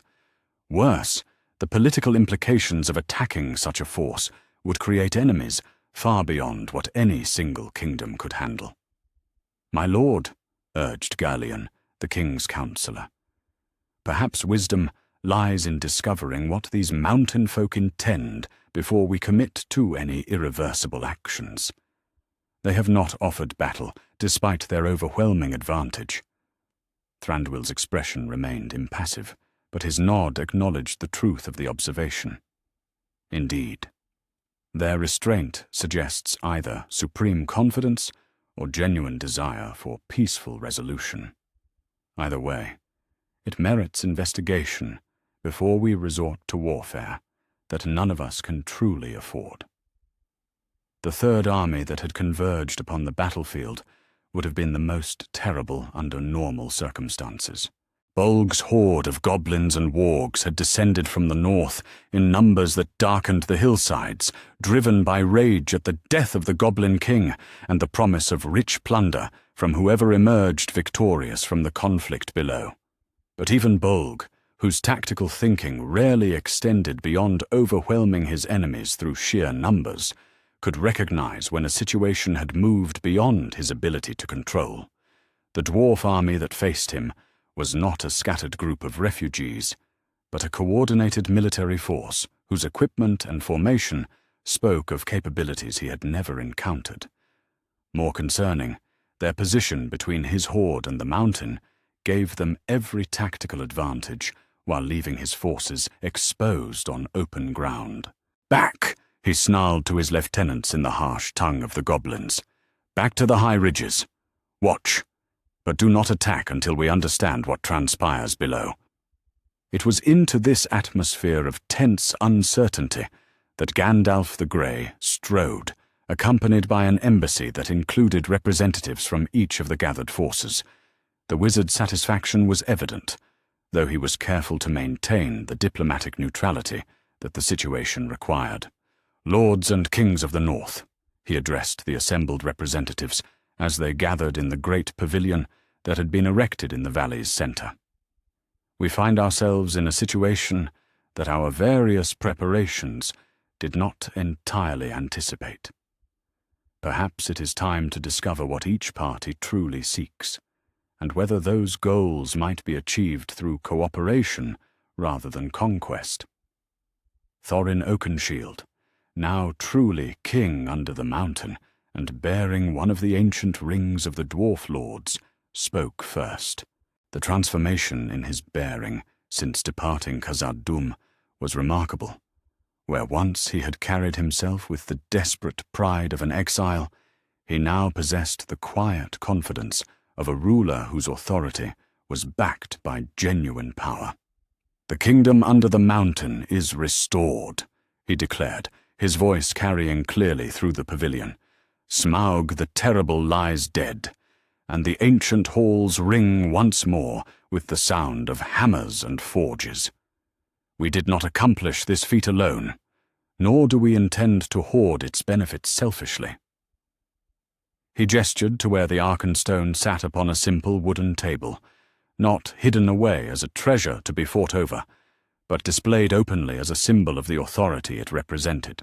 "Dale was our ally in the ancient days, and its people suffered greatly from the dragon's wrath. Lake Town bore the brunt of Smaug's final fury, and its survivors deserve compensation for their losses. The woodland realm has legitimate claims to treasures that were taken without right or recompense. All of these debts can be honored, but not at the point of a sword, and not in a manner that leaves the North vulnerable to our true enemies." King Bard leaned forward with interest.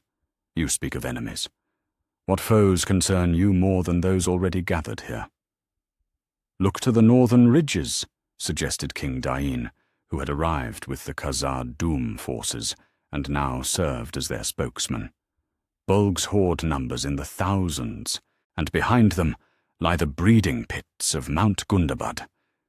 We could spend this day fighting each other over gold, while the true threat to all our people's masses for an attack that would leave no survivors to enjoy their plunder." The revelation transformed the dynamic of the negotiation entirely. Suddenly, the gathered armies found themselves confronting not a competition for treasure, but a potential alliance against enemies who threatened everything they had built or hoped to restore. Thranduil was the first to voice what all were thinking. "You propose that we unite against the goblin horde? What assurance can you offer that such cooperation would be honored once the immediate threat is past?" Thorin's answer was to stand and lift the Arkenstone from its resting place, but instead of claiming it as his exclusive right, he offered it toward the center of the table. "Let this stone serve not as a symbol of dwarf right alone, but as the foundation of a lasting alliance." Dale restored and protected, Laketown rebuilt with the backing of dwarf engineering and trade agreements, the woodland realm's ancient claims honored, and its borders secured. In return, our peoples stand together against all who would threaten the peace and prosperity of the North. The negotiations that followed stretched through the entire day, but they bore no resemblance to the desperate bargaining that might have occurred between desperate groups fighting over limited resources. Instead, they had the character of a planning session among allies who had discovered mutual interests that far outweighed their individual disputes. Bard's people would indeed receive compensation for their losses, not just gold and gems, but construction contracts and trade agreements that would make the rebuilt Dale a vital partner in the Mountain Kingdom's commercial networks. Laketown would be reconstructed with dwarf engineering that would make it the finest city on the Long Lake, while its position would guarantee prosperity through the trade that flowed between the mountain and the riverlands. Thranduil's claims to ancient treasures were acknowledged and honored, but more importantly, his kingdom gained access to the alliance networks that connected Khazad-dûm to realms across Middle-earth. The isolation that had long characterized the woodland realm would give way to profitable cooperation with kingdoms that shared elvish interests in preservation and long-term stability. Most remarkably, the goblin threat that had seemed so dangerous in the morning proved almost anticlimactic by evening. Bolg's horde, faced with the prospect of attacking a coordinated alliance that outnumbered them and possessed superior equipment, chose discretion over valor. The retreat to Mount Gundabad was swift and complete, leaving the valley free for the celebrations that marked the birth of the Northern Alliance. The battle that chroniclers would call the War That Never Was ended not with slaughter and plunder, but with treaty signing and the establishment of trade relationships that would reshape the politics of northern Middle-earth for generations to come. Bilbo Baggins, who had expected to witness a desperate fight for survival, instead found himself attending diplomatic receptions where former enemies toasted each other's health and discussed joint infrastructure projects. The contrast with the adventure he had anticipated was so complete that he struggled to believe it was the same quest. "Rather different from the songs and stories, isn't it?" Gandalf observed as they stood together, watching the celebration that filled the valley with light and music. "Different, yes," Bilbo agreed. "But I confess I find I prefer this version, though I suspect it will make for rather less exciting tales around the Shire's fireplaces." "Perhaps," the wizard chuckled, but it will make for considerably more prosperous and peaceful lives for all the peoples involved.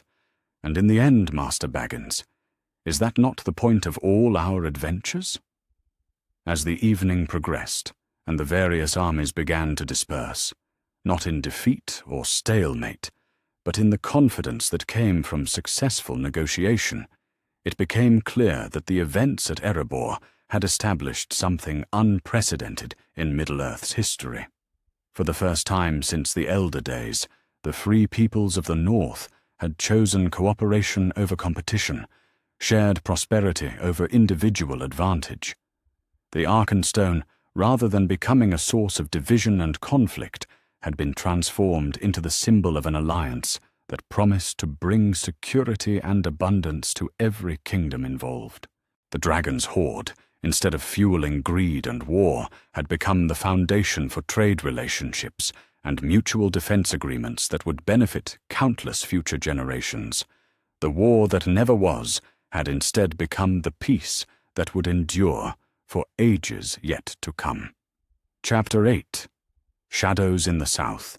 The dark tower of Barad-dûr cast its shadow across the plateau of Gorgoroth, but within its iron chambers, the Shadow's master brooded over maps that revealed a Middle-earth transformed beyond his darkest calculations. Sauron the Deceiver, returned to his ancient stronghold and grown mighty once more, found himself confronting a strategic situation that defied every assumption upon which his plans for conquest had been built. "The North is lost to us," hissed the mouth of Sauron, his black-armored form prostrate before the great throne where the Dark Lord's presence burned like a furnace of malice. "The reports from our spies confirm what we had hoped were mere rumors. The dwarf kingdoms have not merely survived. They have unified into an alliance that commands the entirety of the northern approaches to our realm." The air in the chamber grew thick with the weight of Sauron's displeasure.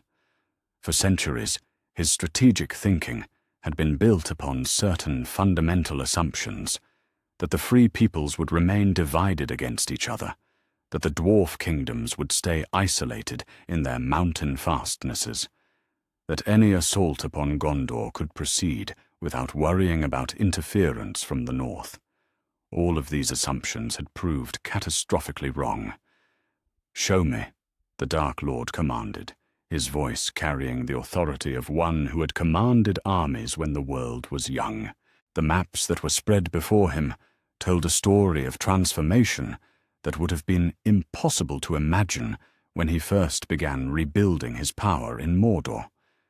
Where once the Misty Mountains had served as an effective barrier between east and west, now they housed a highway system that unified rather than divided. Where once the dwarf kingdoms had been scattered and often hostile to each other, now they presented a consolidated front that commanded respect from every power in Middle-earth. Most troubling of all, where once the traditional invasion routes into Eriador had been defended only by the scattered forces of individual kingdoms, now they were protected by an integrated alliance that could concentrate overwhelming force at any threatened point within a matter of days. "The Northern Alliance," Sauron spoke the words as if they tasted of poison. "How did this come to pass without our knowledge?" "The blame lies partly with our focus on other matters, my lord," the mouth replied carefully. "Our attention has been fixed upon Gondor and Rohan, upon the growing power of the White Council, upon the movements of Gandalf the Grey. We assumed the North would remain as divided and weak as it had been for centuries." "Assumptions," the Dark Lord said with deadly quiet, "are the luxury of those who can afford to be wrong. We cannot. The question now becomes how to adapt our strategy to account for this development." The war council that followed would reshape the Shadow's approach to the coming conflict entirely. Where once Sauron had planned to strike swiftly at Gondor while his enemies remained divided, Now he faced the prospect of fighting a coordinated alliance that could threaten his realm from multiple directions simultaneously.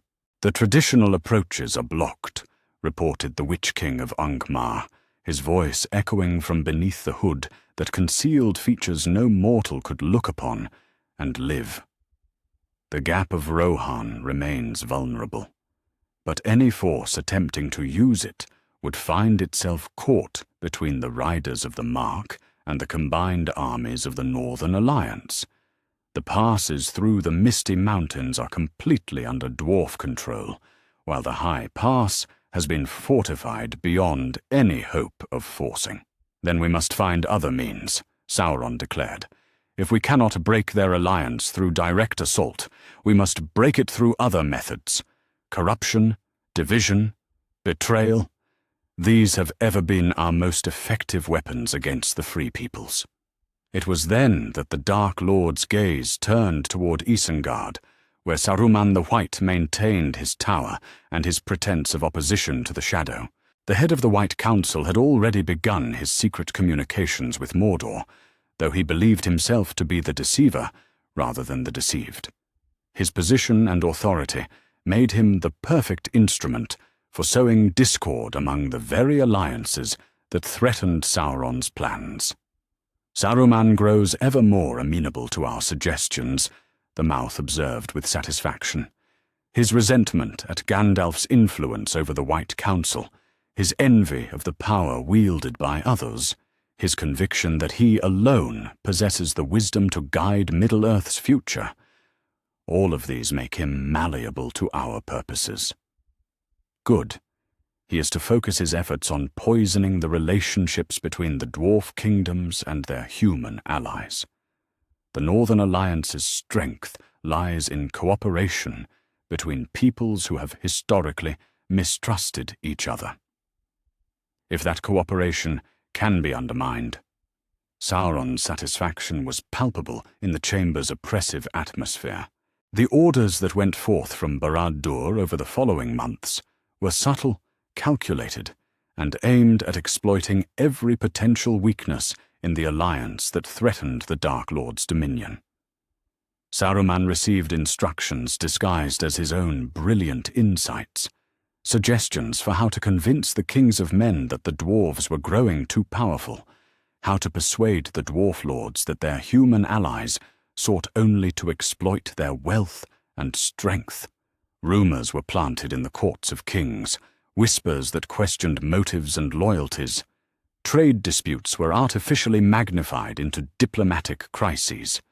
Ancient grievances between peoples were carefully nurtured and fed until they began to outweigh the practical benefits of cooperation. But perhaps most importantly, Sauron turned his attention to the Palantir network. Those ancient seeing stones that had once been tools of communication between the realms of Númenor and now lay scattered across Middle-earth, most in the hands of those who didn't fully understand their dangers. The Stone of Orthanc remained under Saruman's control, while the Palantir of Minas Tirith rested in the hands of Denethor, steward of Gondor. Through careful manipulation of what these stones revealed to their users, the Dark Lord began to weave a web of mistrust and paranoia that threatened to unravel everything the Northern Alliance had built. Denethor, proud and strong-willed, but increasingly isolated by the burden of his stewardship, found himself seeing visions through the Palantir that emphasized the growing power of the dwarf kingdoms at Gondor's expense. Night after night, the stone showed him images of mithril wealth flowing northward, of trade agreements that seemed to favor Khazad-dûm over Minas Tirith, of military preparations that might be aimed as easily at Gondor as at Mordor. "My Lord Steward," urged his counselors as they watched their ruler grow ever more suspicious and withdrawn, "perhaps the reports from our northern allies merit less intense scrutiny. The stone may show truth, but truth without context can mislead as surely as any lie." But Denethor's pride would not allow him to admit that his judgment might be clouded, and his isolation made him increasingly resistant to counsel that challenged what the Palantir revealed. The visions that Sauron carefully crafted grew ever more convincing, ever more calculated to drive wedges between Gondor and its potential allies. Yet the Dark Lord's efforts faced an unexpected obstacle, one that his centuries of exile had not prepared him to counter. The leaders of the Northern Alliance had learned to communicate directly with each other, bypassing the traditional diplomatic channels that were vulnerable to interference and misrepresentation. King Durin VII of Khazad-dûm possessed his own Palantir, carefully guarded and used with the wisdom that came from understanding its dangers. Unlike Denethor, who used his stone in isolation, the Dwarf King employed his with the council of advisors who understood both its power and its perils. More importantly, he used it to maintain direct contact with allies who could verify or contradict what the stone revealed. "My lord," reported his chief advisor following one such communication session, "Lord Denethor's recent messages carry undertones that concern me. His questions about our military preparations, his requests for detailed accounts of our resource allocation, his suggestions that perhaps Gondor's interests are not being given sufficient weight in our alliance decisions." King Durin VII nodded gravely. "The Shadow's hand in this seems likely. Sauron has ever sought to divide his enemies against each other. It is a far more efficient strategy than facing them united. But two can play at such games, and we have advantages that the Dark Lord may not fully appreciate." The communication that followed between Khazad-dûm and Minas Tirith was unlike any diplomatic exchange in Middle-earth's history. Rather than relying on intermediaries or written messages that could be intercepted, the two rulers spoke directly through their Palantiri, but with a crucial difference. Each conversation was witnessed by trusted advisors on both ends, preventing the isolation and manipulation that made such communications dangerous. "Lord Denethor," King Durin VII spoke across the leagues that separated their cities, his words carried by the ancient magic of the Seeing Stones. "I sense that shadows gather between our realms, though not the shadows that either of us cast. Perhaps it is time to speak plainly of what each of us has seen and heard." The conversation that followed revealed the extent of Sauron's manipulations while demonstrating the power of direct communication between allies who retained trust in each other despite the Dark Lord's best efforts to poison that trust. Denethor's suspicions, when examined in the light of honest discussion, proved to be built upon carefully selected truths that painted false pictures when taken out of context. More importantly, the establishment of regular, witnessed communications between the leaders of the Alliance provided a means of coordination that was far more difficult for the enemy to disrupt than traditional diplomatic methods. "The Shadow seeks to divide us," Denethor acknowledged as the implications became clear. "His strategy is sound. If we can be turned against each other, he faces no unified resistance to his dominion. But if we maintain our unity, if we coordinate our efforts and share our intelligence, then his path to victory becomes far more difficult," King Durin VII agreed. "The question becomes whether we can maintain that unity long enough to see his schemes through to failure." As autumn deepened into winter and the year turned toward the confrontation that all could feel approaching, it became clear that the battle for Middle-earth would be fought as much through diplomacy and intelligence as through military might. Sauron's recognition that his traditional strategies were no longer viable had forced him to adapt, but that adaptation had revealed new vulnerabilities, even as it created new threats. The Northern Alliance, tested by the Dark Lord's manipulations, but strengthened by their ability to recognize and counter those manipulations, emerged from the crisis more unified than ever. The communication networks that had been established to resist Sauron's deceptions would prove invaluable in coordinating the resistance that was to come. In the end, the Shadow's greatest weapon, the ability to turn his enemies against each other, had been blunted by the simple expedient of honest communication between allies who had learned to value trust above suspicion.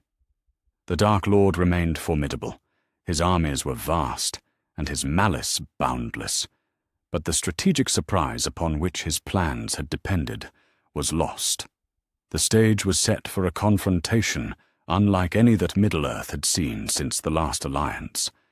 But this time, the free peoples would face the darkness united rather than divided, prepared rather than surprised, and coordinated rather than isolated.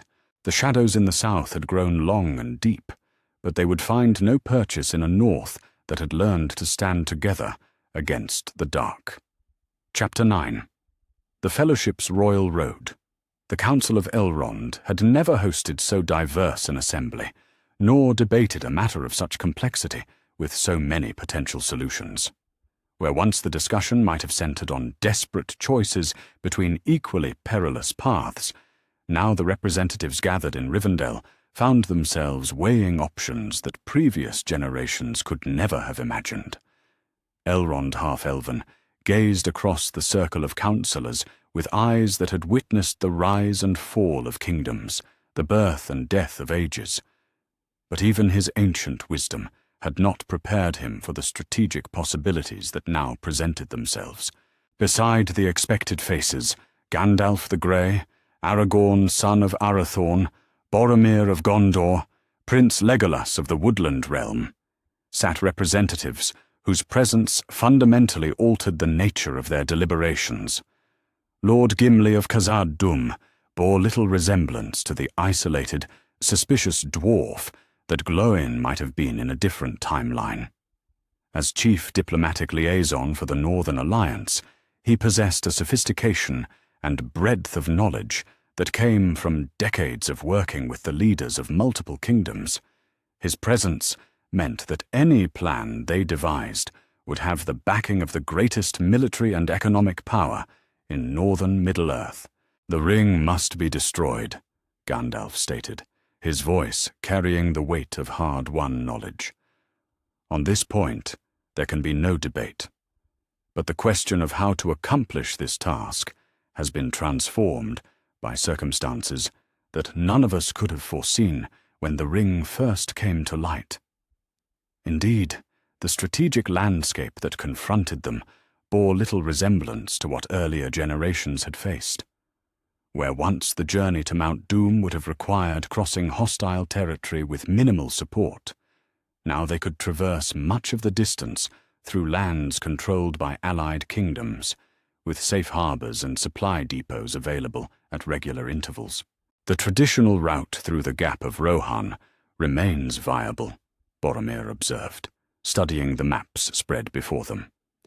But the reports from our scouts suggest that Saruman's activities in Isengard have made that path increasingly dangerous.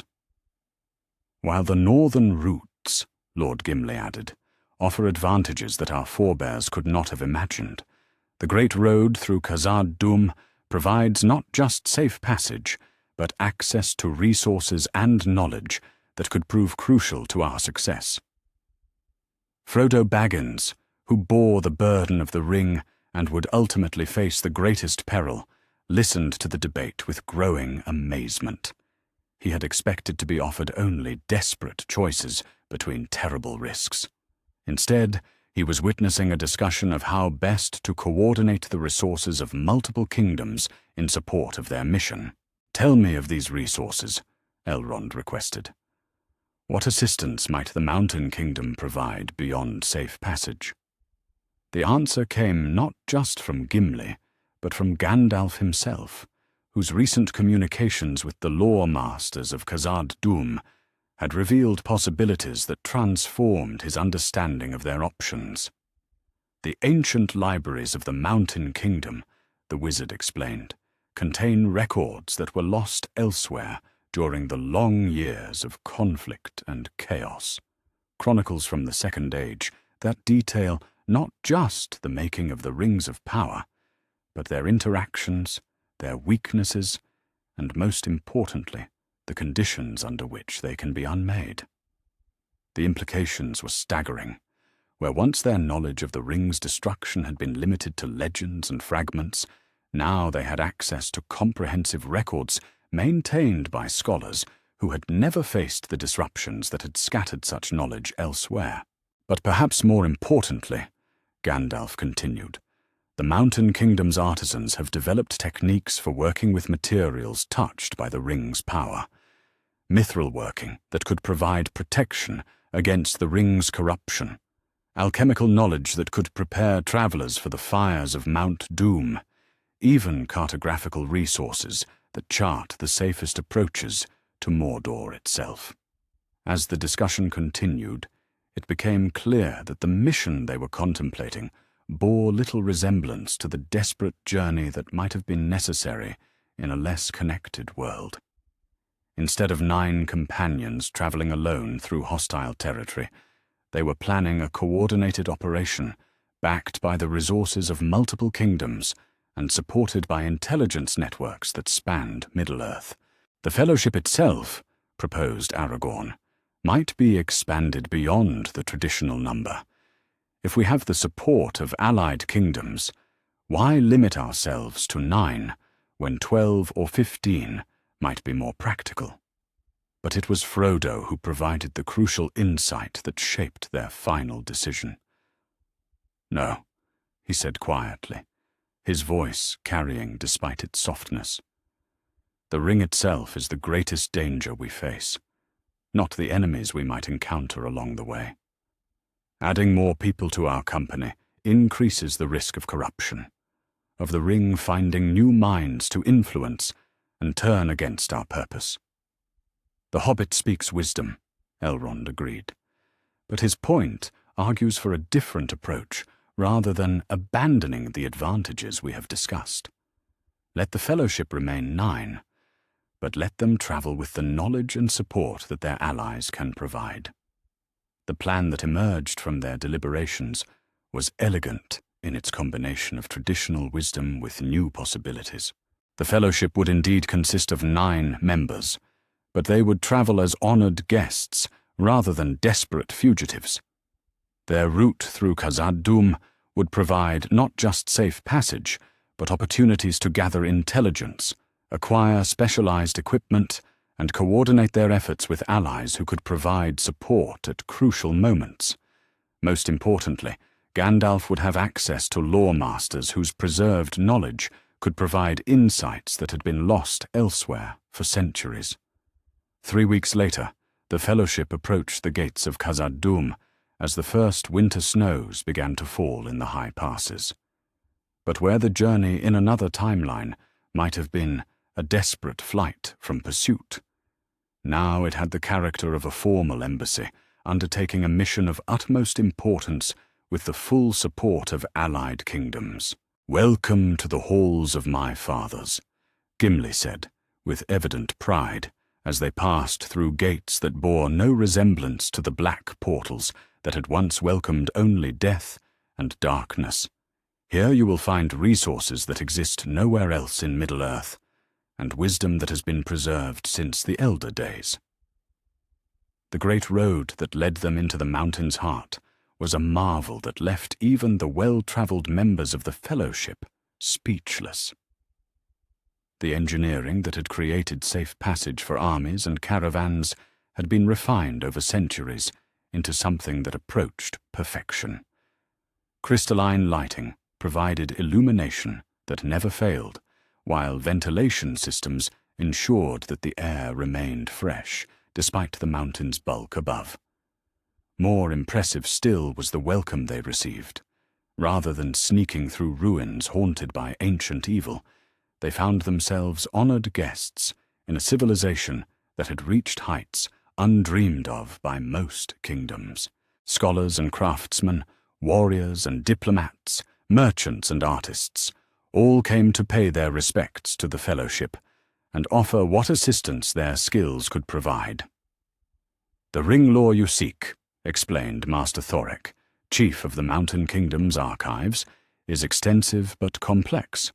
We have records from the time of the rings' making, accounts of their testing and distribution, chronicles of their use and misuse throughout the Second Age. But most importantly, we have maintained the techniques needed to interpret these records accurately. Gandalf spent 3 days in deep consultation with the lore masters, emerging with knowledge that transformed his understanding of their mission. The ring's weaknesses, the precise conditions needed for its destruction, the protective measures that could shield the ring-bearer from corruption, all of this, and more, was now available to guide their efforts. But perhaps the most significant change involved Boromir of Gondor, whose understanding of the dwarf kingdoms was revolutionized by his time in Khazad-dûm. Where once he might have seen only potential rivals to Gondor's authority, now he witnessed a civilization that had achieved prosperity through cooperation rather than domination. They could have claimed hegemony over all the north, he confided to Aragorn, as they observed the complex diplomatic protocols that governed the Mountain Kingdom's international relations. Their military power, their economic influence, their technological advantages, any of these could have been used to compel submission from their neighbors. Instead, they have built alliances based on mutual benefit. The insight would prove crucial in the trials to come, when the Ring's Whispers spoke of power that could be used to protect Gondor, to restore the kingdom's ancient glory, to impose order upon a chaotic world. Boromir would remember the example of the dwarf lords who had achieved security through cooperation rather than conquest. "The ring offers power," he said to Frodo as they prepared to depart the Mountain Kingdom. "But I have seen a different kind of strength here.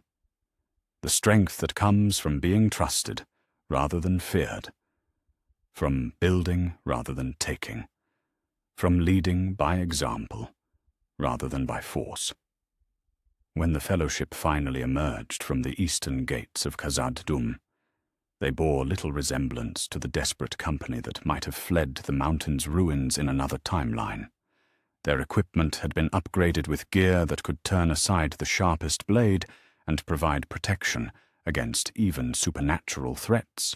Their knowledge had been supplemented with intelligence that could guide them safely through perils they would otherwise have faced blind. Most importantly, they carried with them the assurance that their mission had the backing of forces that could provide support when needed most. Signal fires would carry word of their progress across vast distances, while allied agents stationed along their route could provide assistance, intelligence, or rescue if circumstances required. "The hardest part remains ahead," Gandalf acknowledged, as they set their faces toward the distant bulk of the Efelduth and the fires that burned beyond. But we no longer face that hardship alone. Indeed, as they began their descent toward Lothlorien, not as fugitives seeking desperate refuge, but as allies coordinating with another crucial member of their coalition, it became clear that the ring's destruction would be attempted not by 9 individuals acting alone, but by 9 representatives of a unified alliance whose resources spanned the breadth of Middle-earth. The road to Mount Doom remained perilous, the ring's corruption remained a constant threat, and Sauron's power remained vast and terrible.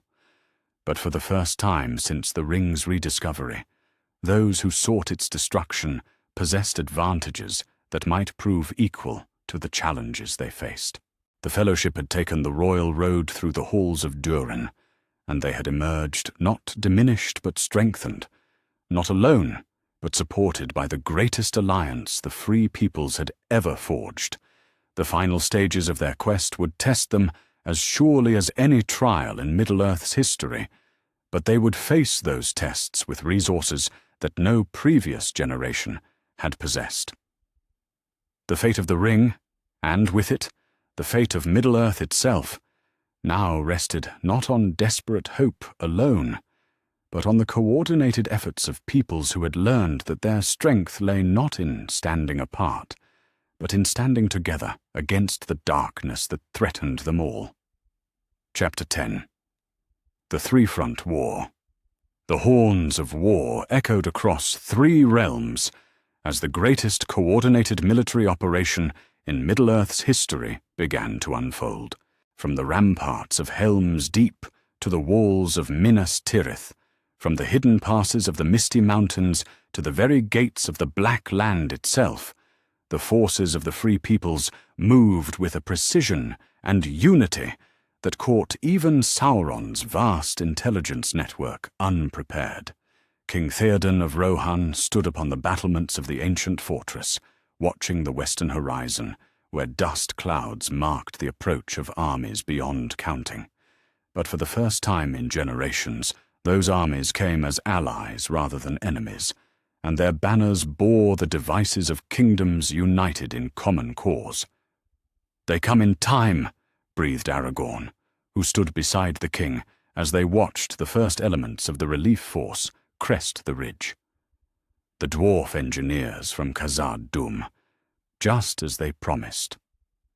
Indeed, the sight that greeted the defenders of Helm's Deep bore little resemblance to the desperate last stand that might have been fought in another timeline, where once a few hundred men would have faced tens of thousands of Uruk-hai with little hope of survival. Now they commanded the walls of a fortress that had been strengthened by the finest military engineers in Middle-earth. The siege engines that Saruman's forces had dragged across the plains of Rohan found themselves facing counter-battery fire from weapons that surpassed anything the White Wizard had imagined possible. Ballistas forged in the depths of Khazad-dûm launched mithril-headed bolts that could punch through the heaviest armor, while catapults hurled specially prepared stones that shattered upon impact, filling the air with fragments that devastated tightly packed formations. "The Deeping Wall holds," reported Gimli as he climbed the stairs from the outer defenses, his axe gleaming with the black blood of Uruk-hai. "The dwarf work your engineers added has turned aside every assault. Saruman's ladders break against stone that will not yield, while his towers founder in the face of defensive measures he did not anticipate." But perhaps most importantly, the arrival of reinforcements had transformed the nature of the battle entirely. Where once the defenders would have been trapped within their walls, slowly worn down by overwhelming numbers, now they possessed the strength to take offensive action. "Signal the advance," King Theoden commanded, as dawn broke over the battlefield. "Let us show these servants of Saruman what the Rohirrim can accomplish when they ride with allies at their side." The charge that followed would be remembered in song for generations, not as a desperate last gamble, but as the opening movement of a coordinated campaign that would sweep the enemy from the field. The horses of Rohan thundered down from the keep, but they were joined by dwarf warriors whose discipline and heavy armor allowed them to hold ground that cavalry alone could never have maintained. Behind them came engineers whose knowledge of siege warfare allowed them to turn Saruman's own weapons against their former masters. By midday, the forces that had seemed so overwhelming at dawn were in full retreat toward Isengard, leaving behind equipment and supplies that would prove valuable in the campaigns to come. But Helm's Deep was only one front in a war that spanned the breadth of Middle-earth. Far to the south, the Pelennor fields witnessed a convergence of forces that defied every calculation Sauron's strategists had made. Prince Imrahil of Dol Amroth stood beside Lord Denethor upon the walls of Minas Tirith, watching the deployment of armies that transformed the very meaning of siege warfare.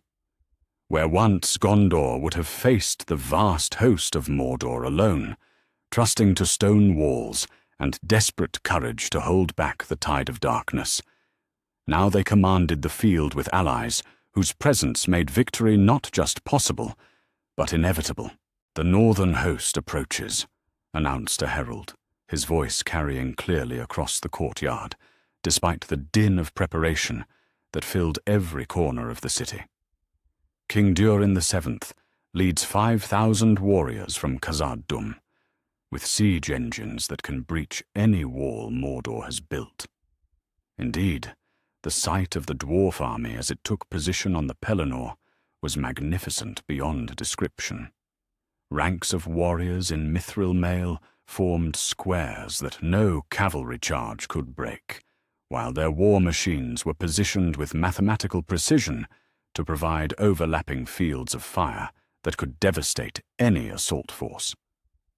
"And from the east," the herald continued, "word comes that King Thranduil's host has taken position in the passes beyond the Morgul Vale. The enemy's reinforcement routes are cut, while our own supply lines remain secure." The strategic implications were staggering. Where once the siege of Minas Tirith would have been a desperate attempt to hold out until relief might come, now it had become the central pivot of a coordinated operation that attacked Mordor's forces from multiple directions simultaneously. When the mouth of Sauron rode forth to demand the city's surrender, he found himself facing not a desperate garrison, but the representatives of an alliance that commanded superior force at every point of contact. "The White City will fall," he declared with the arrogant confidence that had served the enemy's cause in so many previous conflicts. "Your walls will crumble, your people will be scattered, and your lands will be added to the dominion of our Lord. This is your final opportunity to avoid the destruction that awaits." Lord Denethor's response carried the quiet confidence of one whose position was backed by genuine strength rather than desperate hope. "Look upon the fields around this city," he replied calmly. "Count the banners of our allies, observe the disposition of our forces, calculate the odds of your success. Then return to your master with this message: Gondor does not stand alone, and those who threaten our people must face not a kingdom, but all the free peoples of Middle-earth united in common cause." The battle that followed validated every element of their strategic planning. Mordor's assault, designed to overwhelm a single isolated city, found itself divided and weakened by the need to face attacks from multiple directions. The great siege towers that might have breached Minas Tirith's walls were destroyed by coordinated artillery fire before they could reach their targets. The cavalry charges that had broken so many previous battles were shattered against dwarf squares that stood firm as mountains. Most importantly, when the forces of Rohan arrived under Theoden's banner, they came not as a desperate relief force hoping to snatch victory from the jaws of defeat, but as the third element of a coordinated assault that had been planned and timed with mathematical precision. "Ride for the gaps," King Theoden commanded, as his horsemen thundered across the field. "Drive them back upon the anvil of our allies, and let no enemy escape to carry word of this defeat." But it was the northern assault that proved decisive. While the armies of Gondor and Rohan held the attention of Mordor's defenders, King Durin VII's forces struck through mountain passes that Sauron's strategists had considered impassable. Dwarf engineering had carved roads where none had existed, while their siege engines had been transported across terrain that should have been impossible for such heavy equipment. "The northern gate," cried the watchers upon Barad-dûr as they observed the approaching dwarf host. "The mountain folk strike at our undefended flank." Indeed, Mordor's defences had been designed to face assault from the west and south, where traditional invasion routes provided the most likely approaches for enemy armies. The possibility that a major force might approach from the north through the trackless wastes of the Grey Mountains and the treacherous passes of the Misty Mountains had been dismissed as impractical by even the most paranoid of the Dark Lord's strategists. The dwarf army that now emerged from those supposedly impassable routes proved that assessment catastrophically wrong. Their siege engines, positioned on high ground that commanded Mordor's northern approaches, began a bombardment that reached deep into the Black Land itself. More importantly, their presence forced Sauron to divide his attention and his forces at the very moment when concentration was most crucial. "The plan unfolds exactly as foretold," observed Gandalf, as he watched the coordinated assault from his position with Aragorn's forces. 3 armies, 3 fronts, 3 simultaneous pressures that no single enemy can counter effectively. The systematic dismantling of Mordor's military power that followed bore no resemblance to the desperate struggles that had characterized earlier conflicts between the forces of light and darkness. Where once individual acts of heroism had been necessary to snatch victory from overwhelming odds, now superior planning and coordination achieved results that seemed almost effortless in their execution.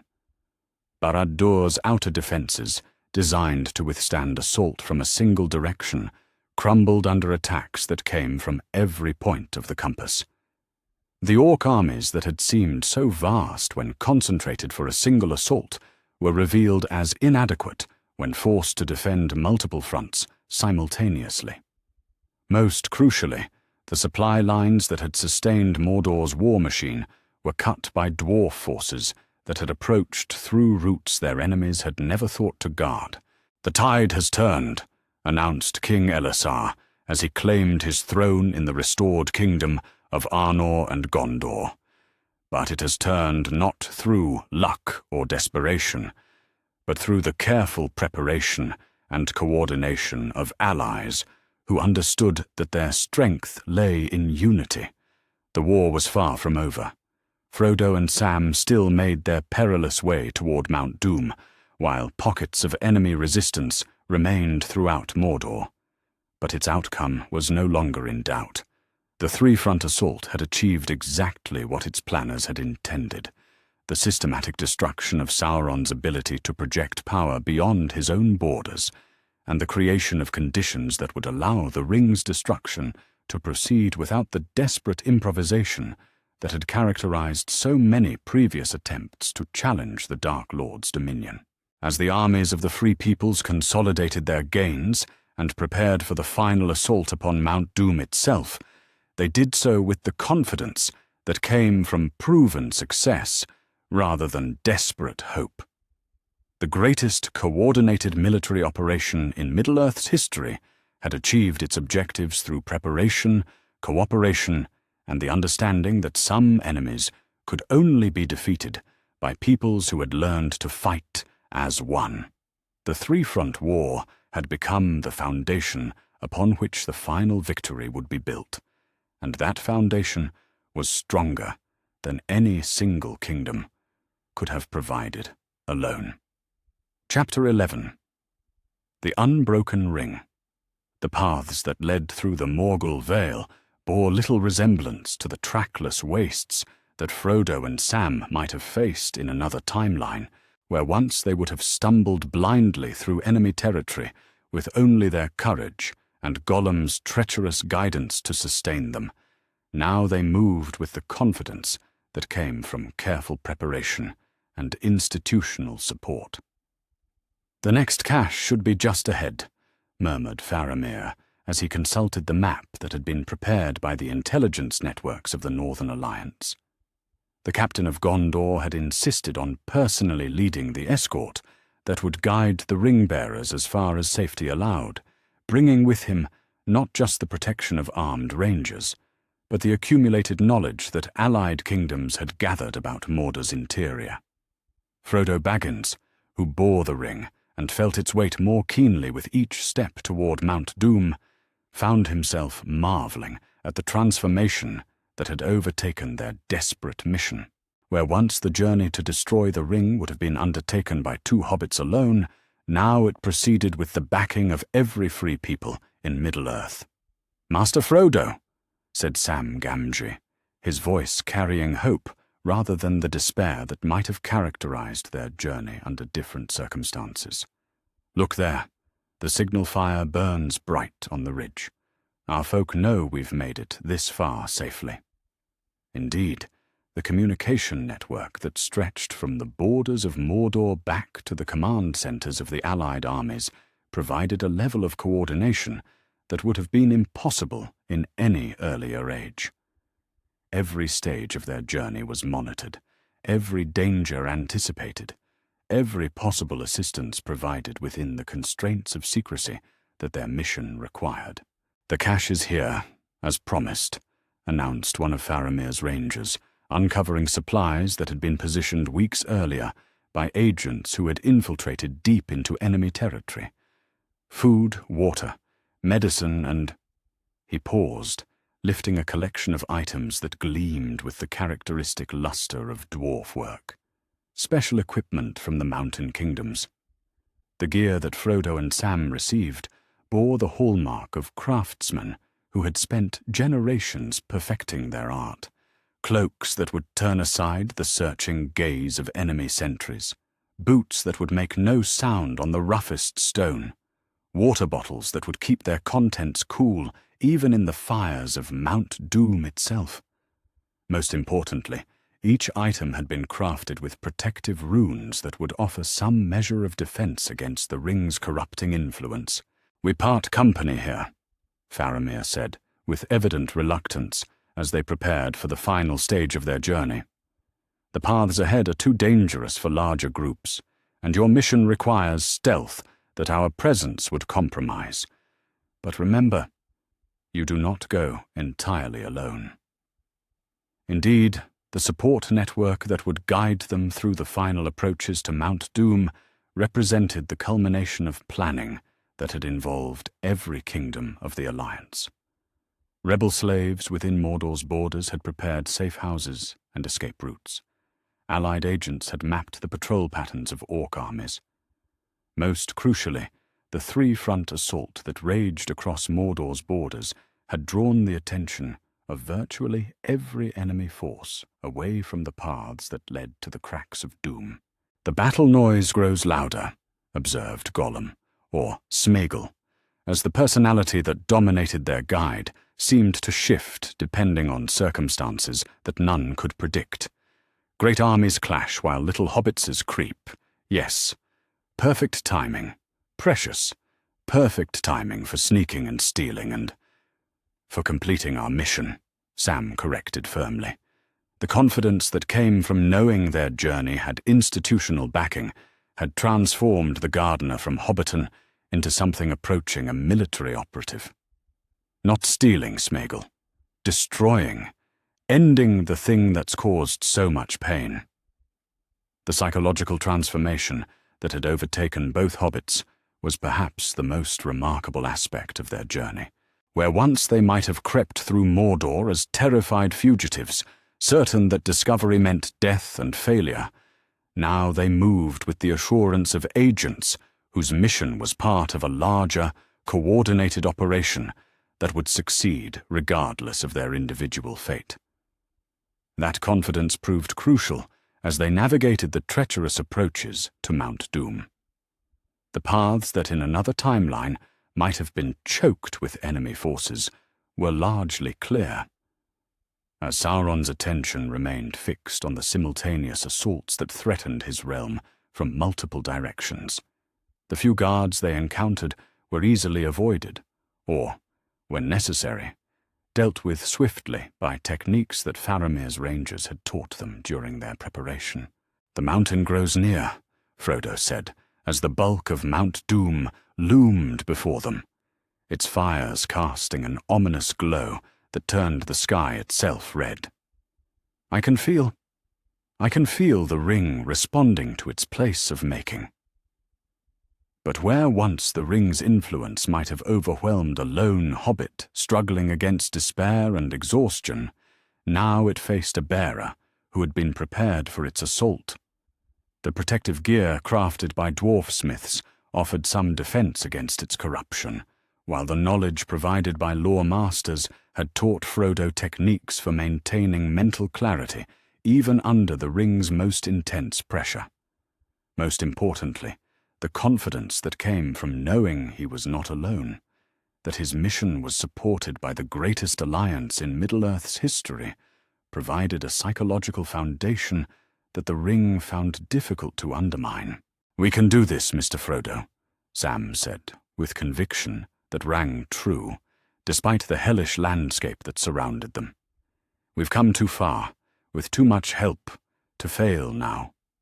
The ascent of Mount Doom that followed bore little resemblance to the desperate struggle that it might have been, where once two exhausted hobbits might have dragged themselves up the mountain slopes in a final effort born of pure determination. Now they climbed with the methodical precision of agents executing a carefully planned operation. The interior passages of the mountain had been mapped by intelligence networks that had spent months gathering information about every approach to the cracks of doom. The optimal route, the timing required to avoid the mountain's most violent eruptions, even the precise location where the ring would need to be dropped, all of this had been calculated and prepared with the thoroughness that characterized every aspect of the Alliance's planning. "There," breathed Frodo as they reached the chamber where the ring had been forged ages ago. The cracks of doom, the place where it all began, and where it will all end. But as he stood at the precipice, holding the ring above the fires that alone could destroy it, the full weight of its corruption struck him with force that even his preparation had not entirely anticipated. The ring's voice, speaking directly to his mind, painted visions of the power that could be his, the good that could be accomplished, the evils that could be prevented if only he claimed it rather than destroying it. In another timeline, that moment might have led to failure, to Frodo claiming the ring and alerting Sauron to his presence, forcing a desperate struggle that would have ended in catastrophe. But the psychological foundation provided by institutional support proved crucial. The knowledge that his mission was part of a larger plan, that victory did not depend on his individual heroism alone, gave him the strength to resist the ring's final temptation.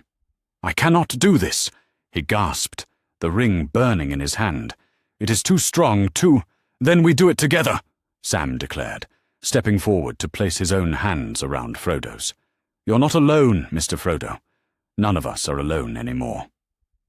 The moment when the ring fell into the fires of Mount Doom was witnessed not just by two hobbits, but by the agents of the Alliance who had positioned themselves to ensure that the mission succeeded regardless of individual circumstances. Signal fires carried word of their success across vast distances in a matter of minutes, while extraction teams moved immediately to ensure the ring-bearer's safe escape from the collapsing mountain. The destruction of the ring triggered effects that rippled across every front of the war simultaneously.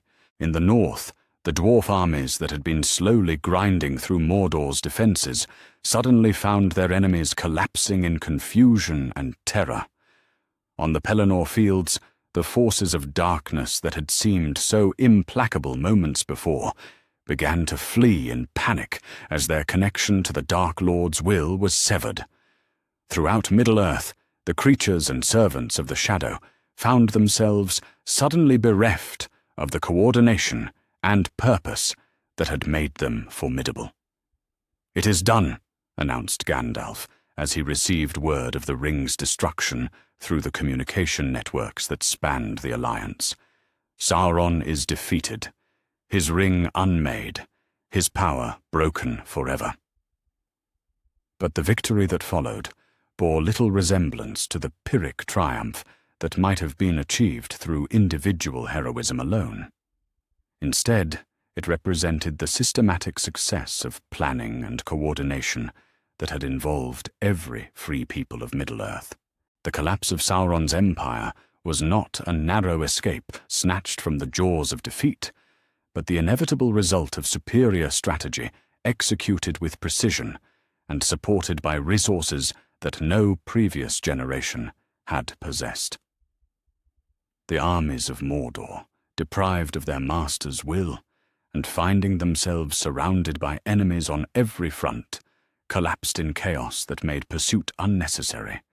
The strongholds that had threatened the free peoples for centuries fell not to desperate assault, but to systematic siege by forces that possessed overwhelming advantages in equipment, coordination, and morale. Most remarkably, the victory was achieved with casualties that were minimal by the standards of such conflicts.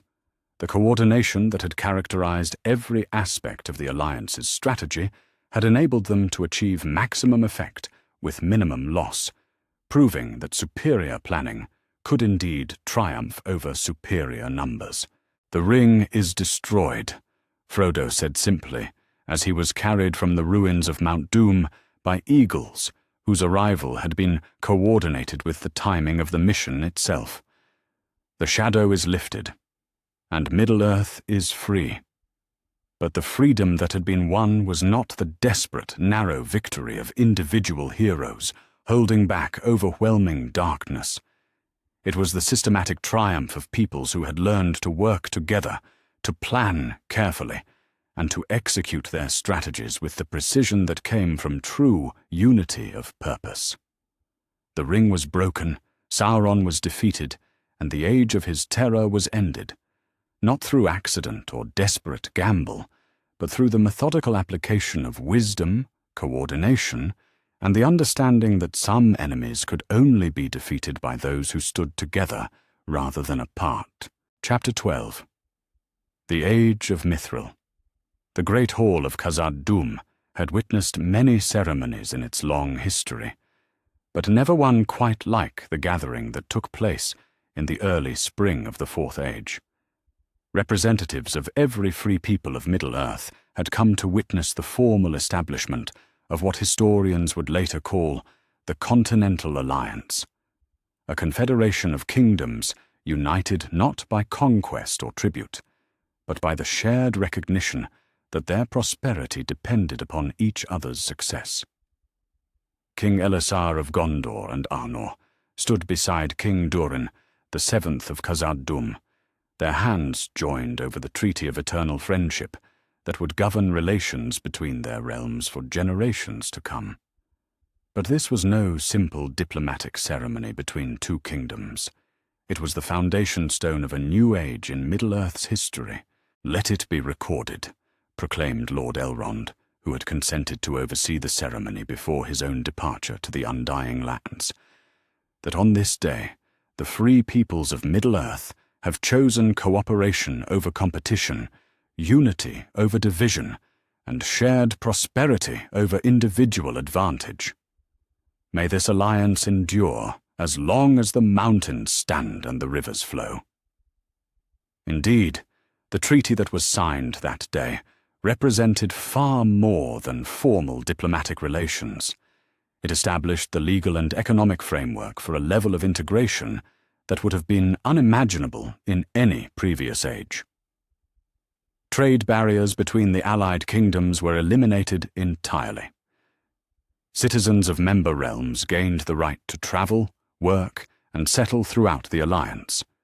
Most remarkably, a common currency backed by the mithril reserves of Khazad-dûm would facilitate commerce on a scale that dwarfed anything Middle-earth had ever known. "The Great Road," observed Gimli, son of Glóin, who now served as the first Ambassador General of the Continental Alliance, "has become more than a highway through the mountains. It is the spine upon which a new civilization has been built."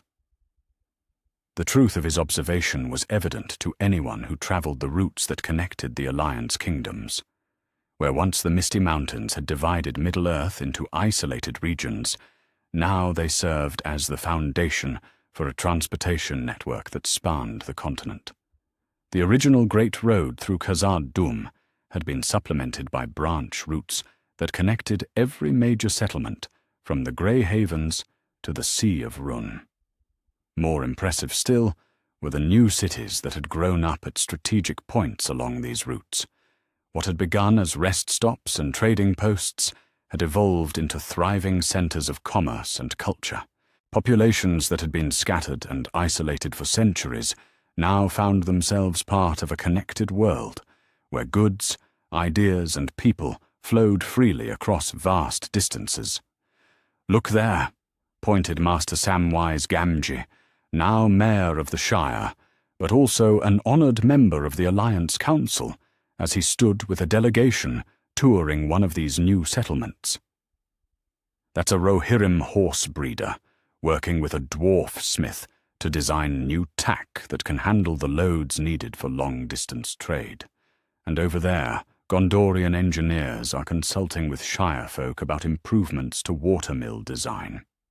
The sight would have been impossible in any earlier age, not just because of the practical barriers that had once existed, but because of the cultural barriers that had kept the free peoples suspicious of each other's motives. Now, collaboration had become so commonplace that children grew up considering it the natural order of things.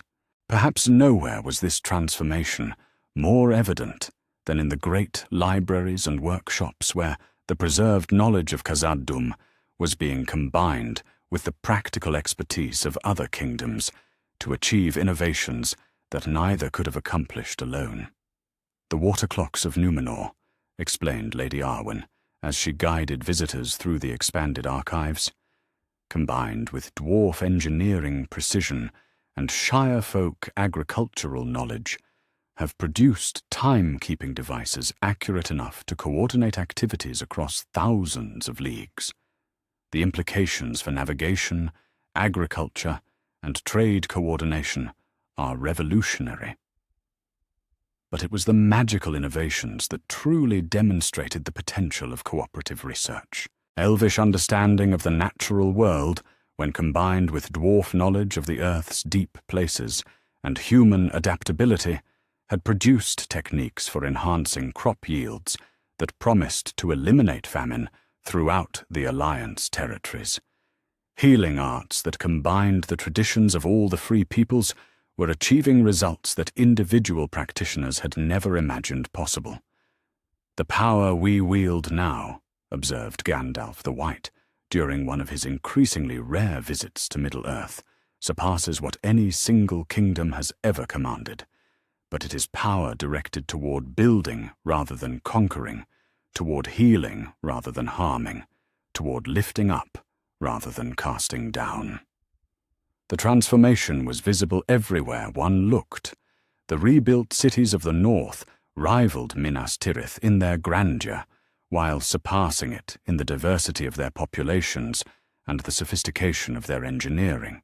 Trade routes that had once been dangerous paths, used only by the desperate or the foolhardy, now carried regular traffic that included families relocating to new opportunities, scholars exchanging knowledge between distant universities, and artisans seeking markets for their crafts across the continent.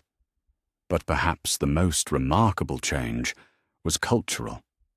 Children who grew up in this new age spoke multiple languages as a matter of course, understood the customs of distant peoples through direct interaction rather than rumor and legend, and considered the defense of their allies' territories as natural as the protection of their own homelands. "My grandfather would not have believed it possible," mused Prince Faramir of Ithilien, as he watched a company of dwarf children playing with human and elvish playmates in the gardens of Minas Tirith. 3 generations ago, such a sight would have required a formal diplomatic occasion. Now it is simply Tuesday afternoon in the capital. As the seasons turned, and the Fourth Age progressed from its hopeful beginning toward its full flowering, it became clear that the changes wrought by the survival of Khazad-dûm had created something unprecedented in Middle-earth's long history. Not just an alliance between kingdoms, but a genuine civilization that transcended the boundaries of race and region. The economic prosperity was staggering by any historical standard. The coordination of agricultural production across diverse climates had eliminated the famines that had periodically devastated earlier ages. The sharing of technological knowledge had raised the standard of living for common folk to levels that their ancestors would have considered princely luxury. Most remarkably, the integration of magical and mundane techniques had extended human lifespans and reduced the diseases that had once claimed so many lives. But it was the visit from the Undying Lands that truly marked the transformation as complete. The ship that arrived at the Grey Havens in the 37th year of the Fourth Age bore passengers who had not set foot in Middle-earth for centuries. Lord Manwë himself, greatest of the Valar, had come to witness what the free peoples had built in the aftermath of the Shadow's defeat. "We had hoped," he said to the assembled representatives of the Continental Alliance as they gathered in the great amphitheatre that had been constructed for the occasion, "that the defeat of Sauron would bring peace to Middle-earth. But what you have achieved surpasses our most optimistic expectations." Indeed, the civilization that the Valar Lord observed bore little resemblance to the Middle-earth of previous ages. Where once the free peoples had maintained their freedom through constant vigilance against external threats, now they maintained it through the prosperity and cooperation that made war itself obsolete. Where once knowledge had been hoarded by individual kingdoms as sources of advantage over their neighbors, now it was shared freely because the resulting innovations benefited everyone. "The mithril that flows from your mountain halls," Lord Manwë observed as he toured the great workshops of Khazad-dûm, "is remarkable not just for its physical properties, but for what it represents. Here is a treasure that could have been hoarded by one people for their exclusive benefit. Instead, it has become the foundation for prosperity that extends to every corner of your alliance." The tour that followed revealed the extent to which the Mountain Kingdom had become the beating heart of Middle-earth's new civilization, not through conquest or domination, but through the patient application of wisdom that had begun with one king's decision to limit deep mining rather than risk awakening ancient evil.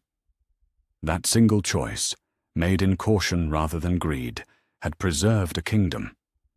That preserved kingdom had provided the foundation for an alliance. That alliance had enabled the defeat of Sauron through coordination rather than desperate individual heroism. And the civilization that had emerged from that victory represented the fulfillment of every hope that the free peoples had ever harbored for their world. "This is what wisdom achieves," Lord Manwë declared, as the ceremony concluded and he prepared for his return to Valinor.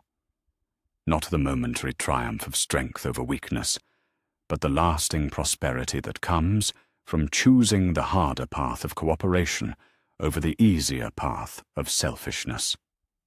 As his ship disappeared beyond the western horizon, carrying word of Middle-earth's transformation to the powers themselves, those who remained behind could take satisfaction in knowing that they had not merely survived the darkness, they had created something from its ashes that was truly worthy of preservation. The Fourth Age had begun, and it was an age of mithril, not just the precious metal that flowed from the mountain's depths, but the precious understanding that some treasures grew more valuable when shared rather than hoarded. The free peoples of Middle-earth had learned that lesson well, and they had built upon it a civilization that would endure for all the ages yet to come. In the halls of Khazad-dûm, where it all began with one wise king's decision to exercise restraint rather than risk catastrophe, the forges rang with the sound of creation rather than preparation for war. And in that ringing could be heard the promise that wisdom, carefully applied and patiently maintained, could indeed reshape the very foundations of the world.